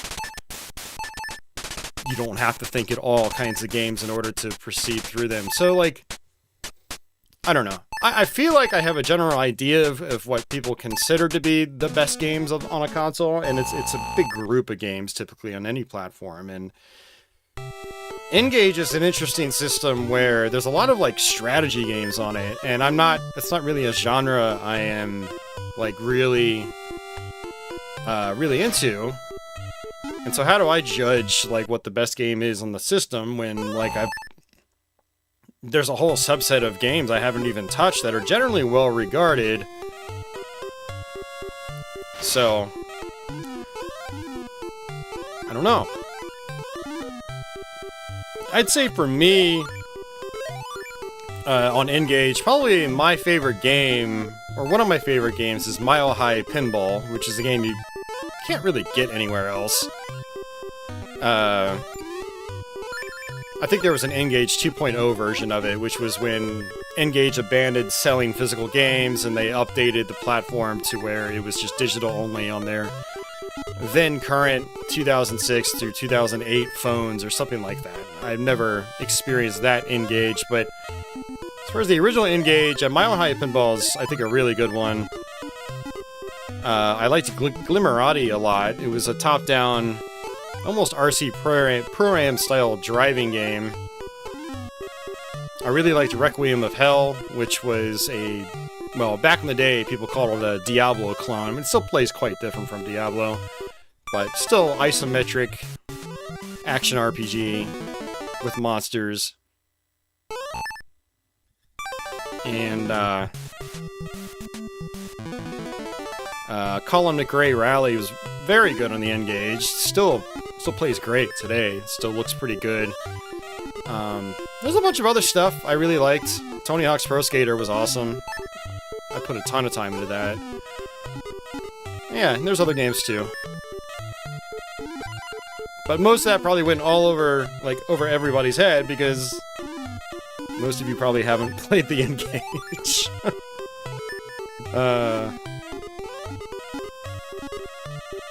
You know, it's supposed to be like a funny question, but it's like I actually take the N-Gage pretty seriously because, like, it was my main phone for years, and I had most of the library, and so it's like I actually have a lot of experience with it, and so I can actually, like, legitimately answer that question.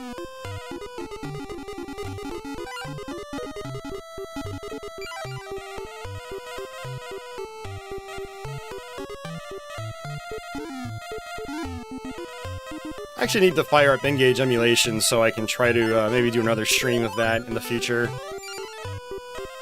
Don't know when that would happen. There's a lot of stuff I'd like to do here. And get that honeycomb. I haven't even explained this game at all. I've just been playing as we talk about these subjects. Milon Secret Castles, I've always liked this game. I played it a lot growing up as a kid, so... You know, this is one of those games that I would have told you for a long time is one of my favorite NES games, and again, this is a game that's generally not well regarded amongst the normies. I don't really need that, but I've always really enjoyed it. Did a full Let's Play on it a couple of years ago.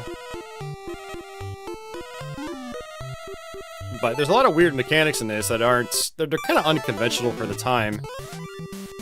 You have to pick up items to advance through the castle. Without those items, you can't advance. So, the way we advance here is by fighting the boss! After doing the other stuff.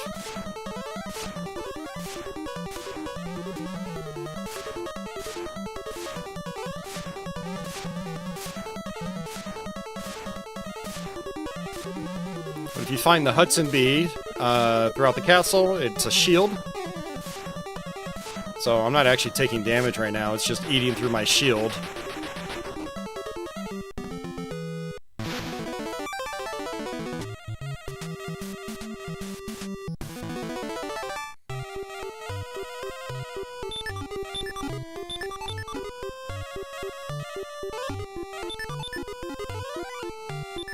Yeah, your attack goes upwards by default, and you can hold down to shoot it diagonally down forward. So getting used to that mechanic is very important. Also, enemies constantly spawn, and when you get low on health, you want to try to grind out on them. Occasionally they'll drop hearts to give you hit points back. And you can see a key has spawned down there. That's how you exit most levels.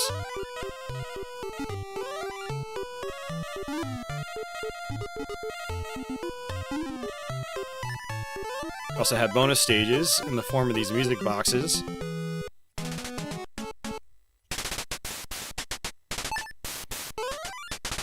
You want to pick up all the music notes that aren't flat symbols, so avoid the bees.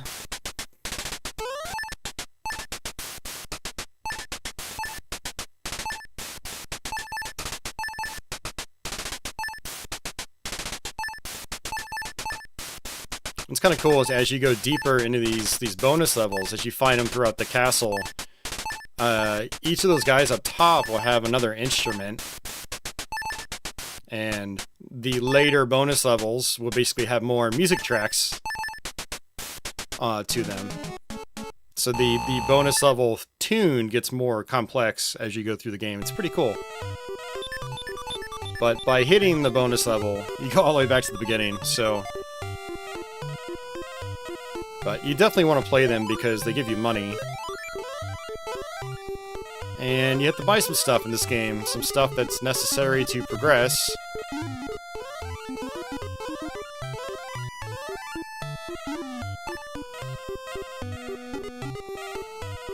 Did that recharge my shield? No, it definitely did not. It just gave me money.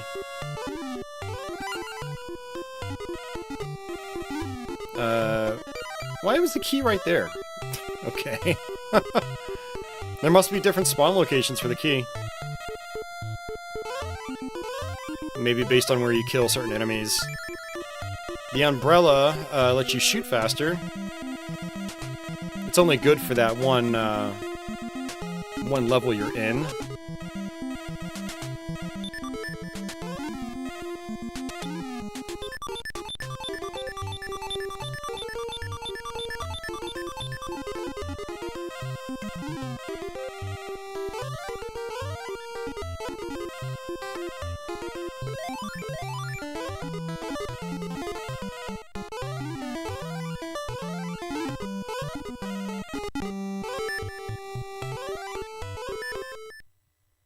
Alright, lantern for 15 bucks. Much cheaper than the other one we had access to earlier.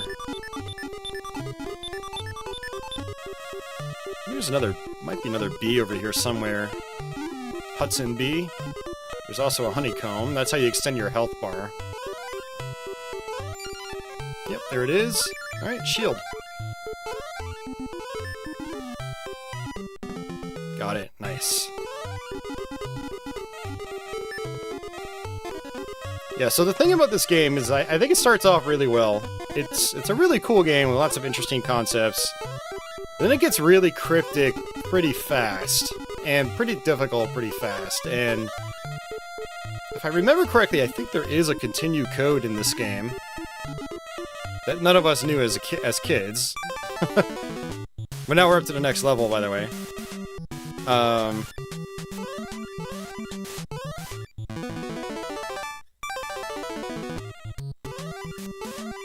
Yeah, it starts to get really difficult really quickly.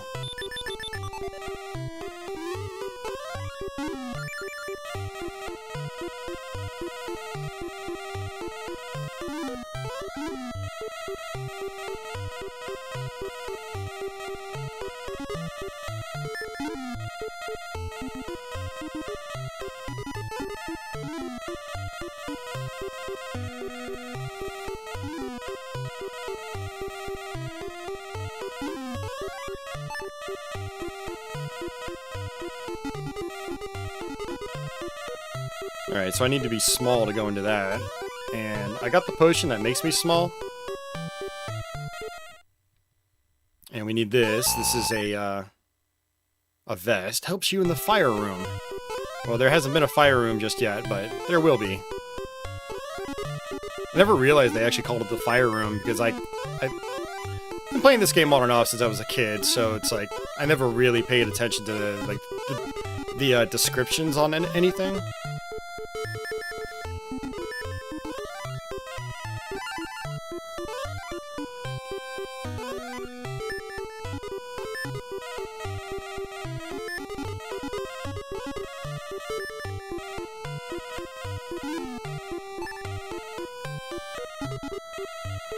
Another honeycomb.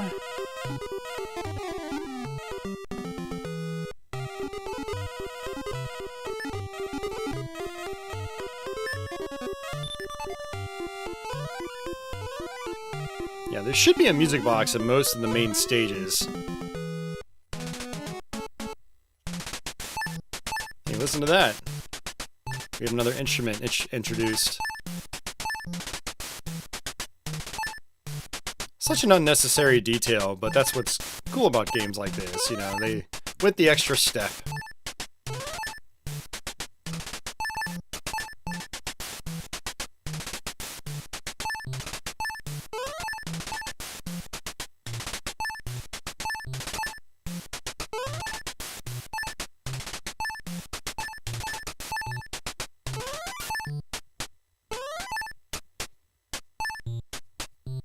Looks like we've been streaming for about 2 hours now.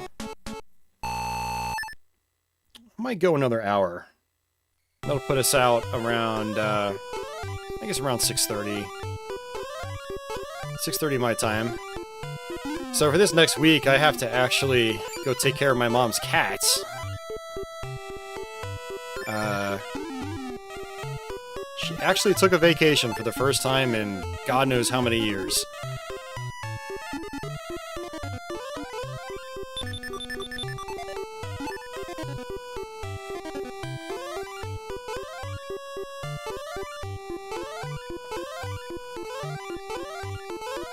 Yeah, she left this morning, so gotta go feed her little fur balls.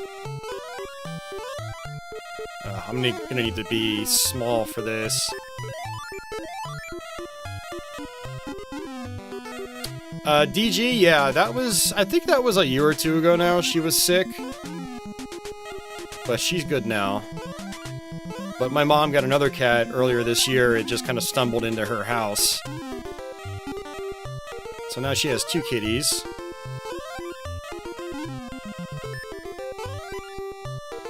Oops! Ah. I had a feeling that was going to happen.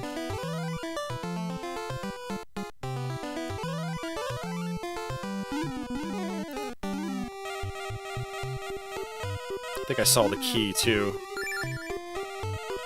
Yep, there it is.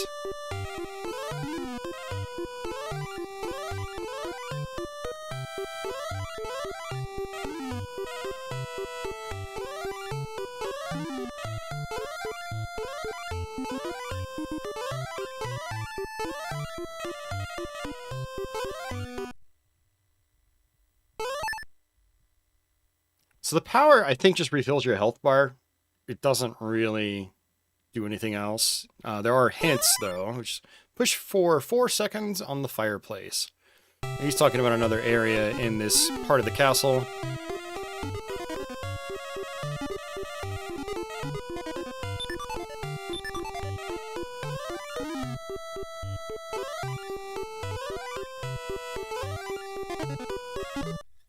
Here we go.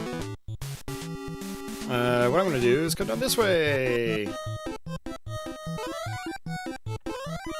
This is where the game starts getting really hard. I think I might have to be small for this.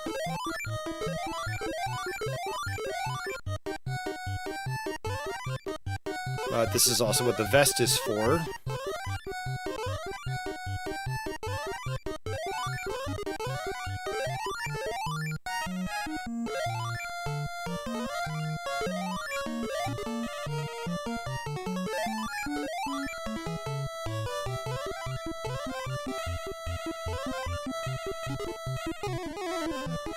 And these guys right here, I think you can kill them. They'll drop a heart. And the heart will warp you out instantly. It's actually pretty good to know for when you're trying to exit this area. I'm gonna try to kill these guys until I get an umbrella.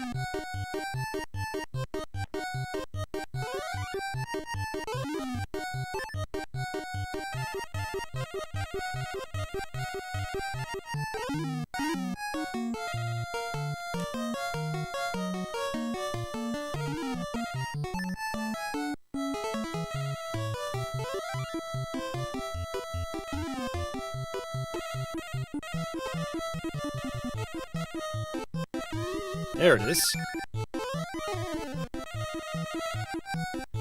I have to remember how to do this. It's been a long time. Hudson B. Yeah, I know there's some goodies you can get here, and that's definitely one of them. Man, I missed it.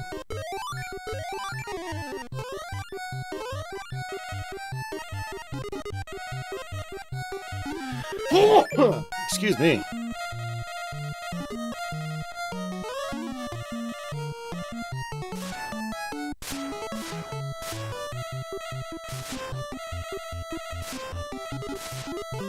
You know, I may not have... There might have been some other item I was supposed to get. Oh, crap. That's not good.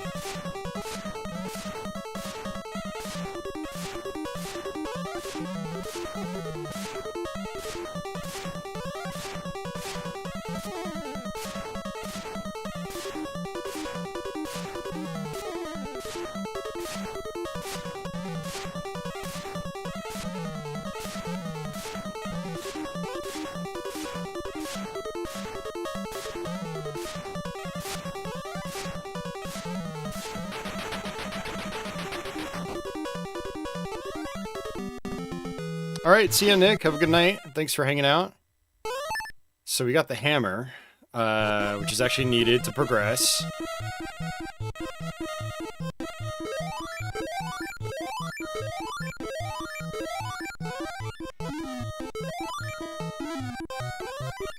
One more hit and I'm dead.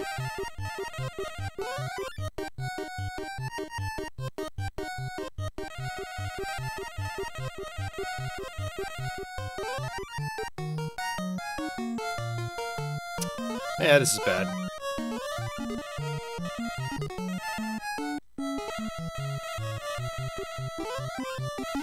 And that's it.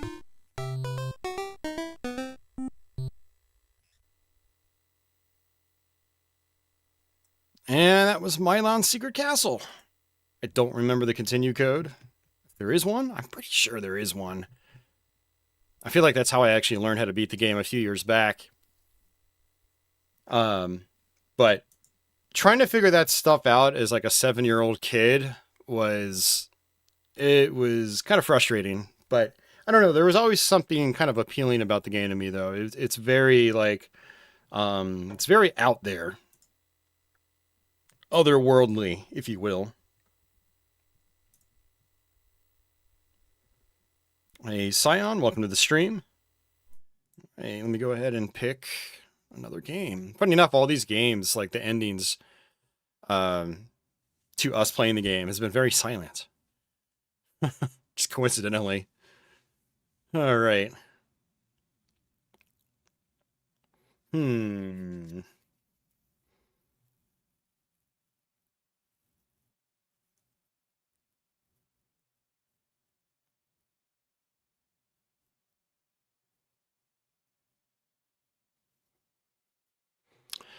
Yeah, Gedrin, I don't even think Nintendo Power really covered Milon Secret Castle all that much. I don't think it got, like, very big coverage, so there's a lot of really cryptic stuff very late into the game. If you don't know exactly what to do, it's gonna seem basically impossible. It's one of those kinds of games. The Japanese were really good at doing that, and it's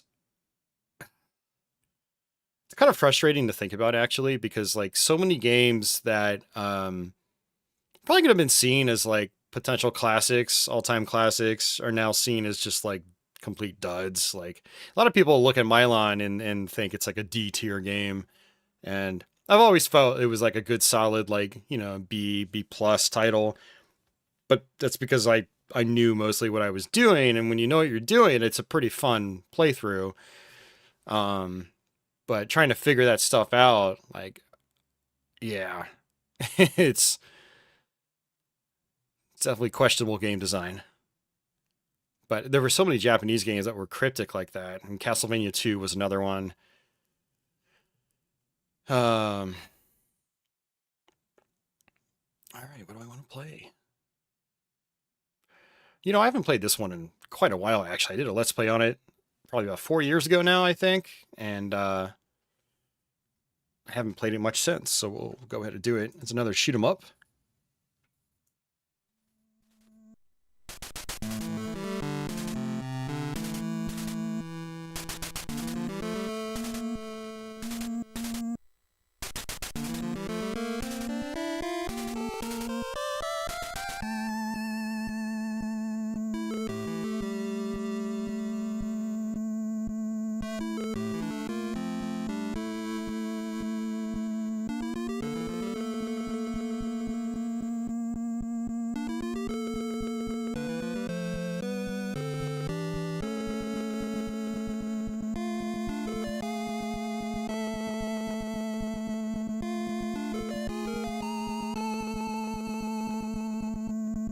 Alright, let's skip that. Not all that interesting. But yeah, port of the arcade game by the same name, although this one is significantly easier.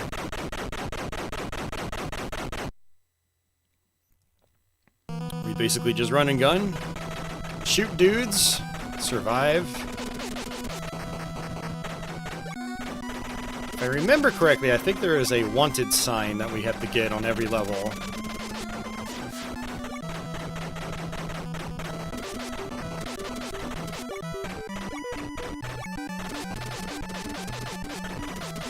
is one of those games that people say is, like, stupidly difficult. In the arcade, yeah, I would agree, but on NES, it's actually not that bad.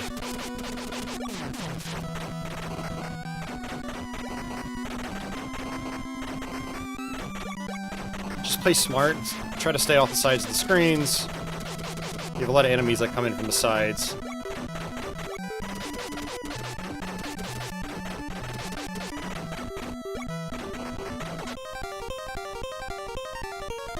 Vince says that reminds him a lot of Sunset Riders. Alright, let's do Shotgun. I like Shotgun in this version.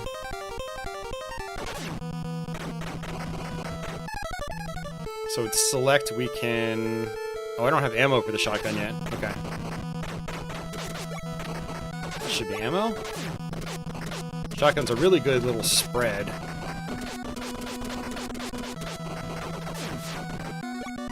Yeah, if I remember right, you can also actually pick up the grenades they drop. As long as, like, you pick them up before they've blown up, you get a tiny amount of points. Kind of a weird mechanic. Let's see. Yeah, just like that. I think I got 10 points for it.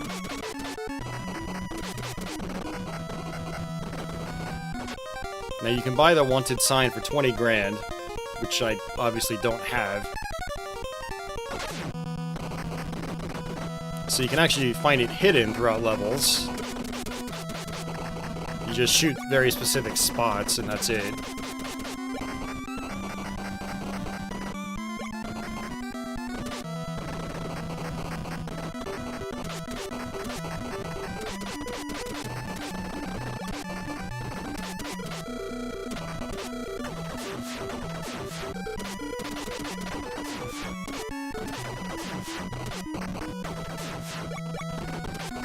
Yeah, and I think the hidden wanted signs, they don't change from playthrough to playthrough, so just, you can memorize where they are.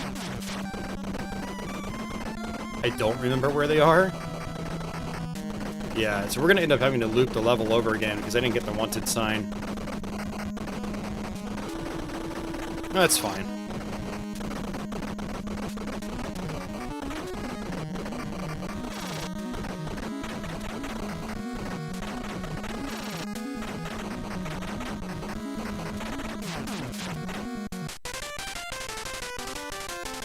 Oh, I must have collected it without even realizing it. That's good. Neckwear says, this game rules. Had it as a kid. Hell yeah. Yeah, this is one of those I didn't ever play as a kid. I think I got a cheap cartridge of it in, like, maybe 2001, 2002, when I was just out of high school and I started collecting NES games, but never put much time into it until, I think it was 2020. I saw a Jeremy Parrish video on it, and he complained over and over about its difficulty, and I was like, that doesn't seem that difficult to me. And I fired it up that night, and I ended up beating the game that night. And, I was like, yeah, that's definitely not that hard. There's some trial and error, but it's, play smart. It's not too terribly difficult.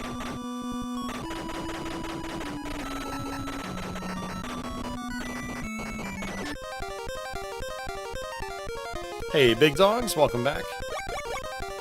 Alright, we'll do the, Magnum.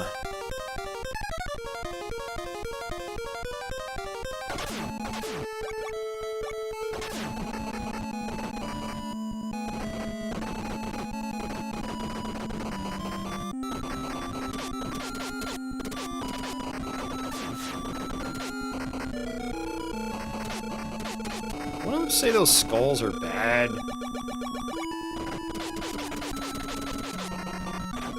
Hey, got the wanted sign. Very nice.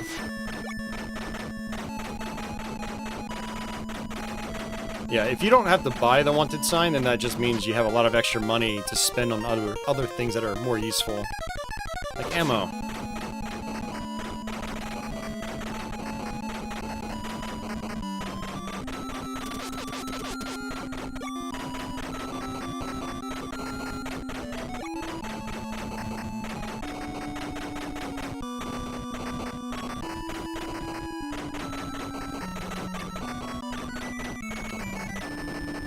One of the tough things about it, though, is the button mashing. If you're not used to it, it can definitely wreck your arms. But there are other strategies to make it easier, like you can use the shotgun. You only have to tap it just once every now and then. It's powerful, it's got a good spread.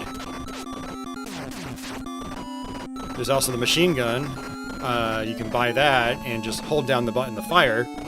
It's basically like your normal shot, just except it's rapid fire. But if you're also good at button mashing, you can just use your regular shot and not even upgrade at all. Still attack really quickly. We'll go ahead and use the Magnum. Much more powerful.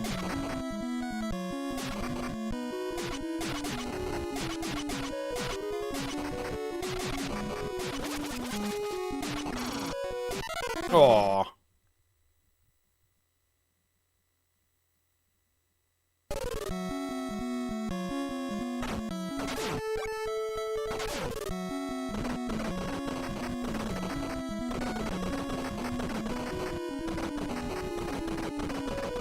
Yeah, see, having the horse would have been pretty good because it does absorb hits. So right now it's one hit kill. So that's where it becomes more challenging when you're not upgraded.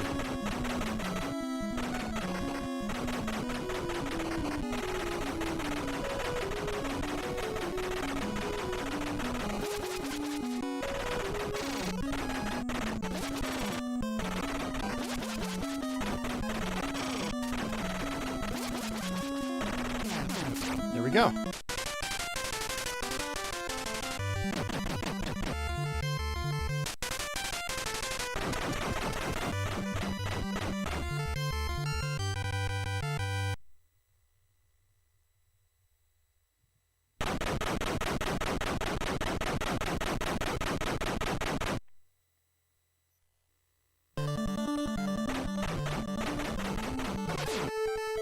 Guess I have 2 lives left.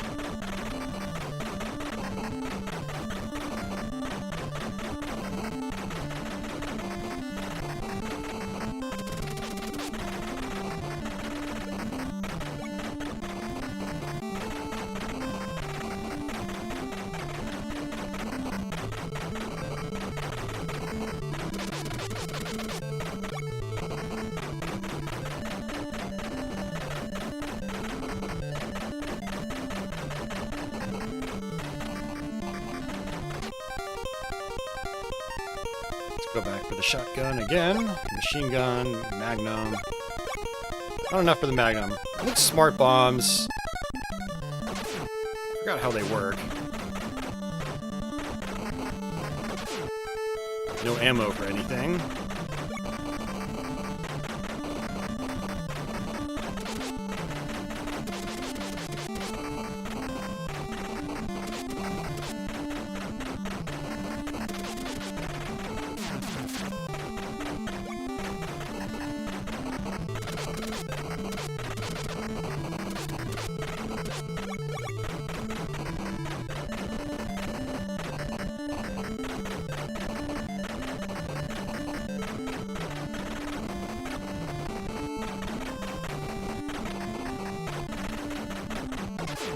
Alright. Oh, I can select it now. Okay. Trying to figure out how to use it again. Or did it use automatically when you take a hit? I don't remember.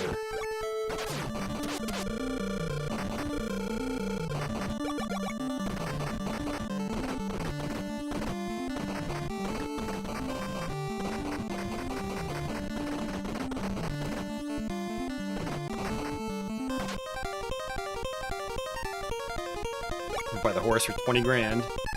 Why not? It's a chonky boy. Looks like my cat Milo with the white and black. Milo is equally as chonky.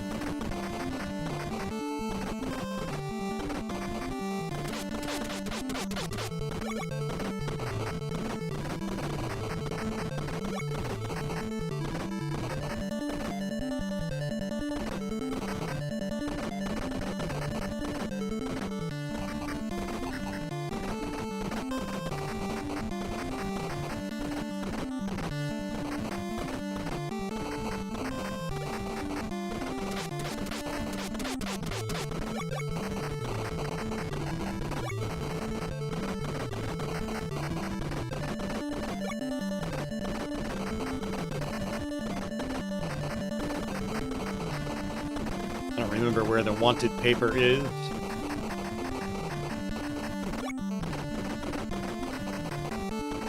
The one I don't have to buy anyway.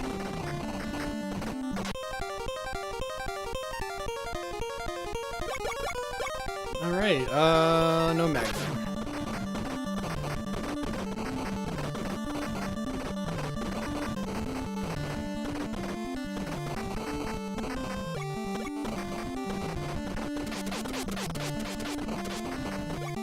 Here it is.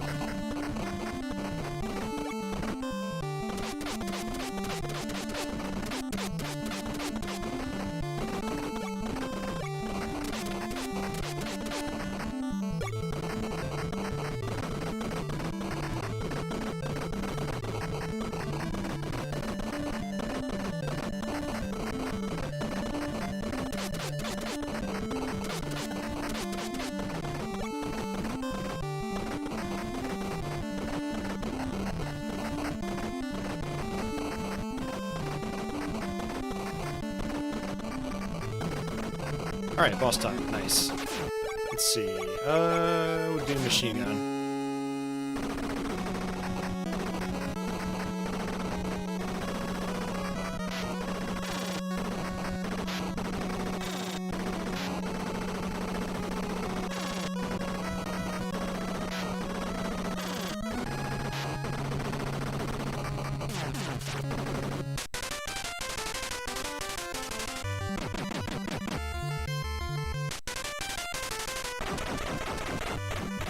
Maybe this will be our last game tonight. Pretty good turnout tonight. It's pretty cool having all you guys here today. Appreciate it. I think by the time, if I go all the way through this and actually beat the game, we'll probably be a little over 2.5 hours. And I still have some stuff I need to do tonight. I have an NES Let's Play I'm going to try to record over the next week. And then I'm going to do a Q&A video I've been meaning to do since before October. Actually, I've been meaning to do that for like the majority of this entire year. But I'm going to try to knock those out.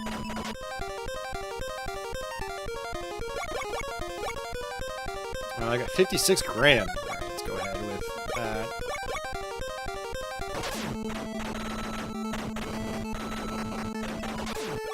Do shotgun. Shotgun's just got really good spread.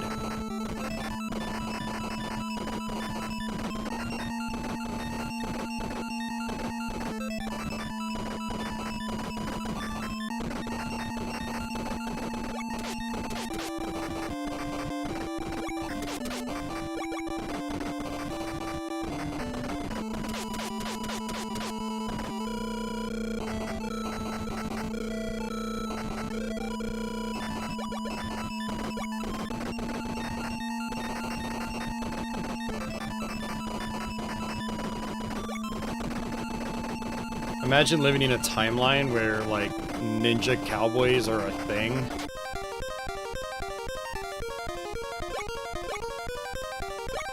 I'm gonna go with the safety of the horse.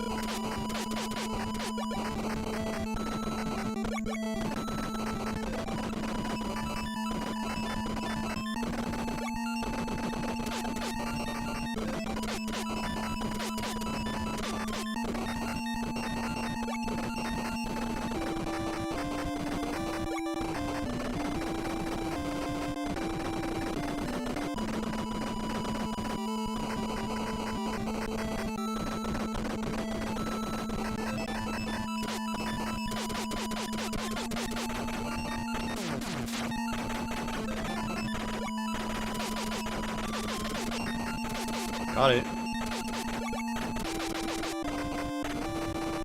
Alright, switch back. Alright, boss time.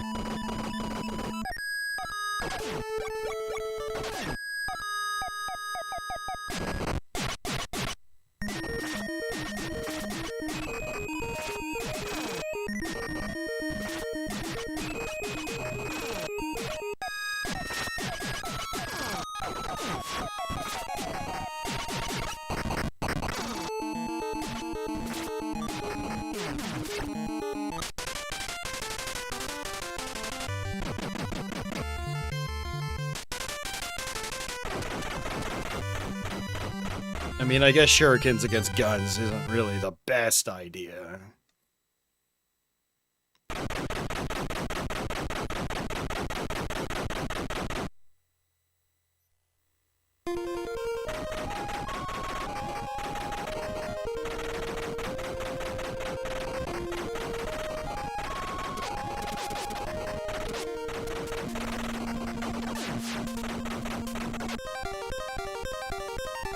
I think the next level might actually be our last.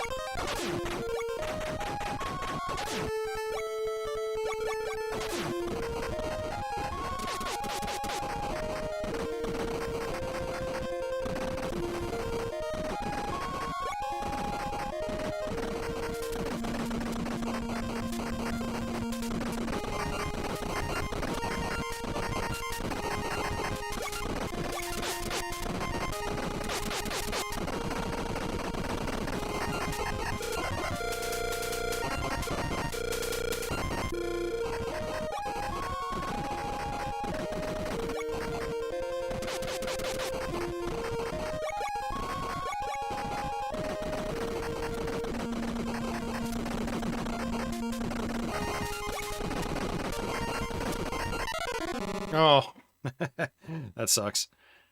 4 lives left. And I only lost the shotgun. Okay.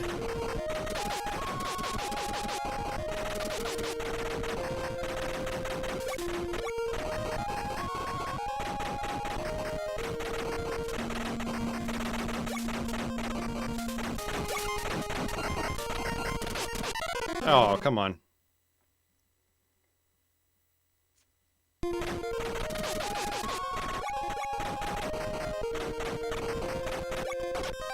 The most dangerous thing out here, partner, is the touch of a stranger's skin. I'm gonna go ahead and just buy the wanted sign. Why not? Tons of money.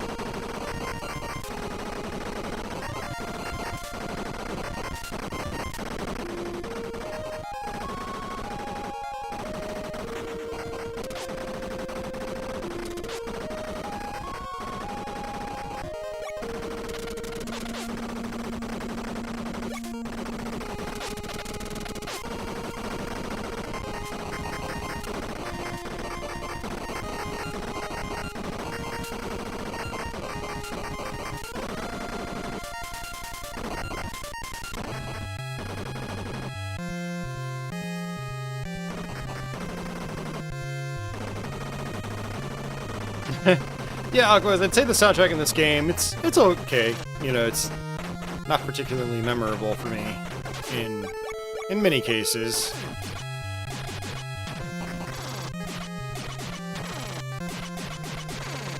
How's the arcade soundtrack compared to this? I'd assume it's a lot better. Oh, might even have different music altogether.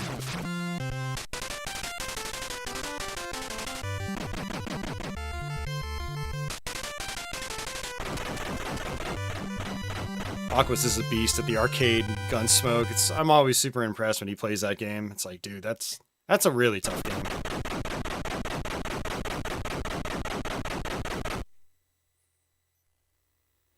Alright, yeah, this is our last level.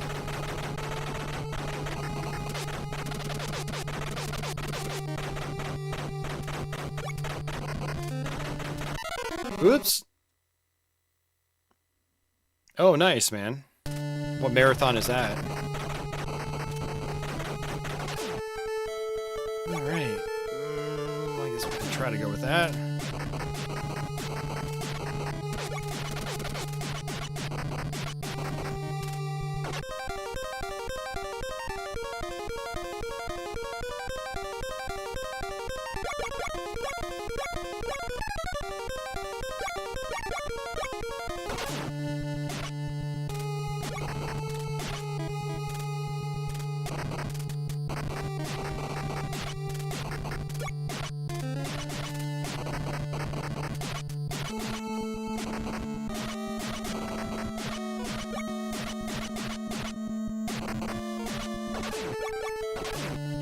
Yeah, not having the shotgun makes some of these parts a little bit tougher with the guys coming up from the bottom of the screen. Shotgun's really the only attack that can hit them, like, straight up from the side. It's a nice horizontal attack on that bottom bullet.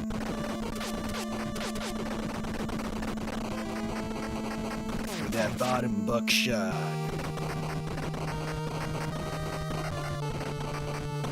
I want to say the wanted sign here doesn't appear until, like, the very end, right before the boss fight.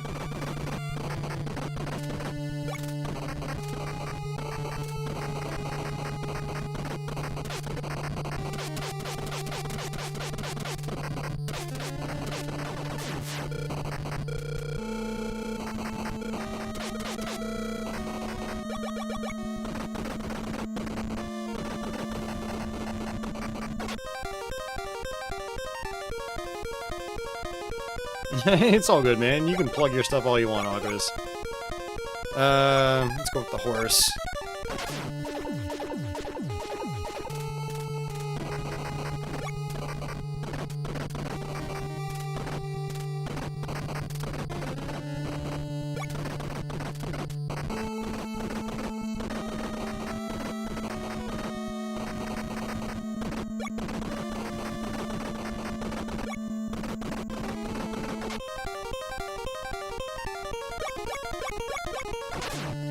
Basically it. You can only carry one smart bomb, so I completely forget how you activate it.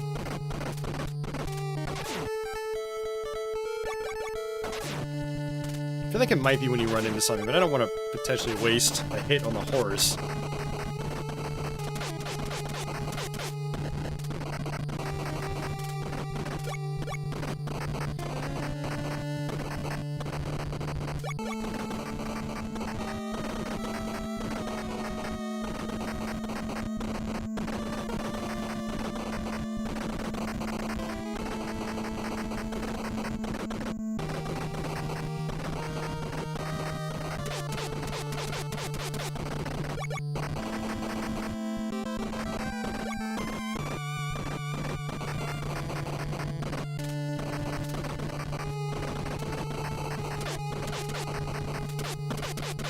Yep, there it is. Alright, so we're getting pretty close, I think.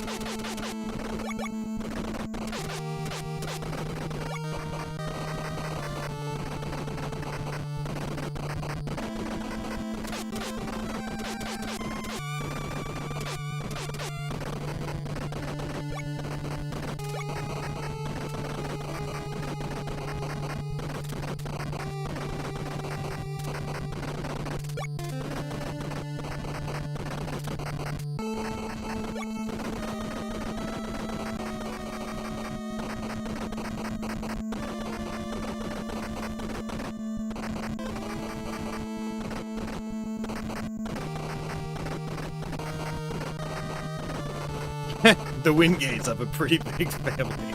Yeah. It's like an entire city's worth of people.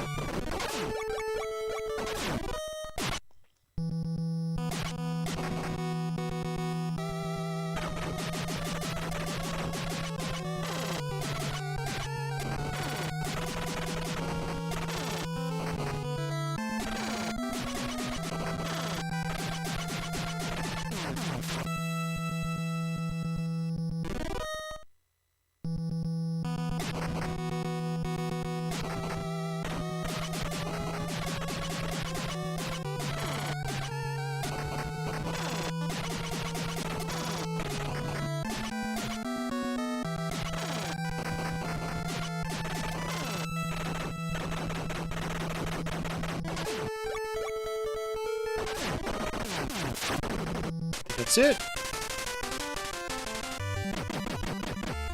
Look at that, I haven't played that game in years, so I think we still got our 1 credit clear. I had a bunch of really bad deaths, too, where I was just running into random dudes.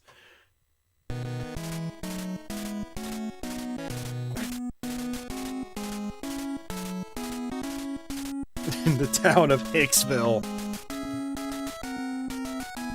Not exactly politically correct these days.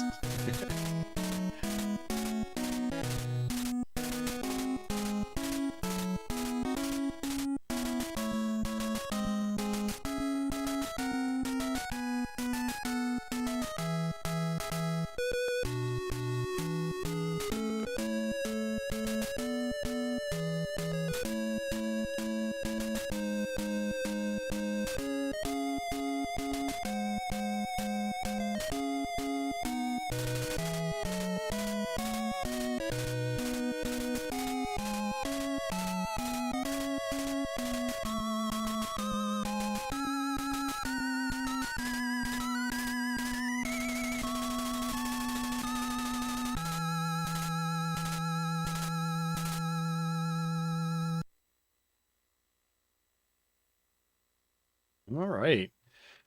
Now, I'm pretty sure there is a second loop on this, but I don't recall it being all that interesting. I think I went through it once, and it was like, it didn't really feel like the difficulty was that much more challenging, if any more challenging, so I just never really bothered to try to loop the game, but I guess it is an option. So anyway, guys, I am probably going to head out of here. YouTube does apparently allow like a stream redirect, but I don't know if it's gonna actually work. I've never done it before. One of my friends on here is actually streaming at the moment. Let me see what it allows me to do. It'd be cool to like be able to raid somebody on YouTube. I never do that because not many people I know on YouTube actually stream on YouTube. So let me check that real quick.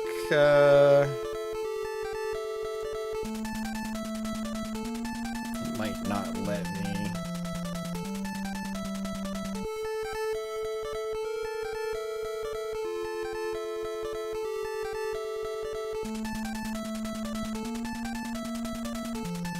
Yeah, I don't think it's gonna. I think you have to set it up like before you you end your stream. And that's kind of like, I really wish YouTube would get a little bit better about that. All right, guys. Well, yeah, NES Games. Hopefully, you guys enjoyed that stream. But yeah, I'll try to be back on another stream sometime soon. I've just been winging a lot of these streams lately, but Friday afternoons is kind of good for me. I can do a couple hours and then go get dinner and then come back and still have the night to myself to do other stuff. I've got a lot of hobbies right now and a lot of things I want to take care of, and it's hard to fit these streams in effectively. But yeah, it's still fun. Played some cool games. Hopefully you guys had fun. I'll have the archive up probably sometime later tonight or tomorrow. And yeah, like I said, I've got a couple other videos I want to try to record, so playthroughs, Q&A, etc. So watch out for that. And yeah, that's gonna do it for me, guys. I will catch you guys later. So I guess until the next one, take it easy.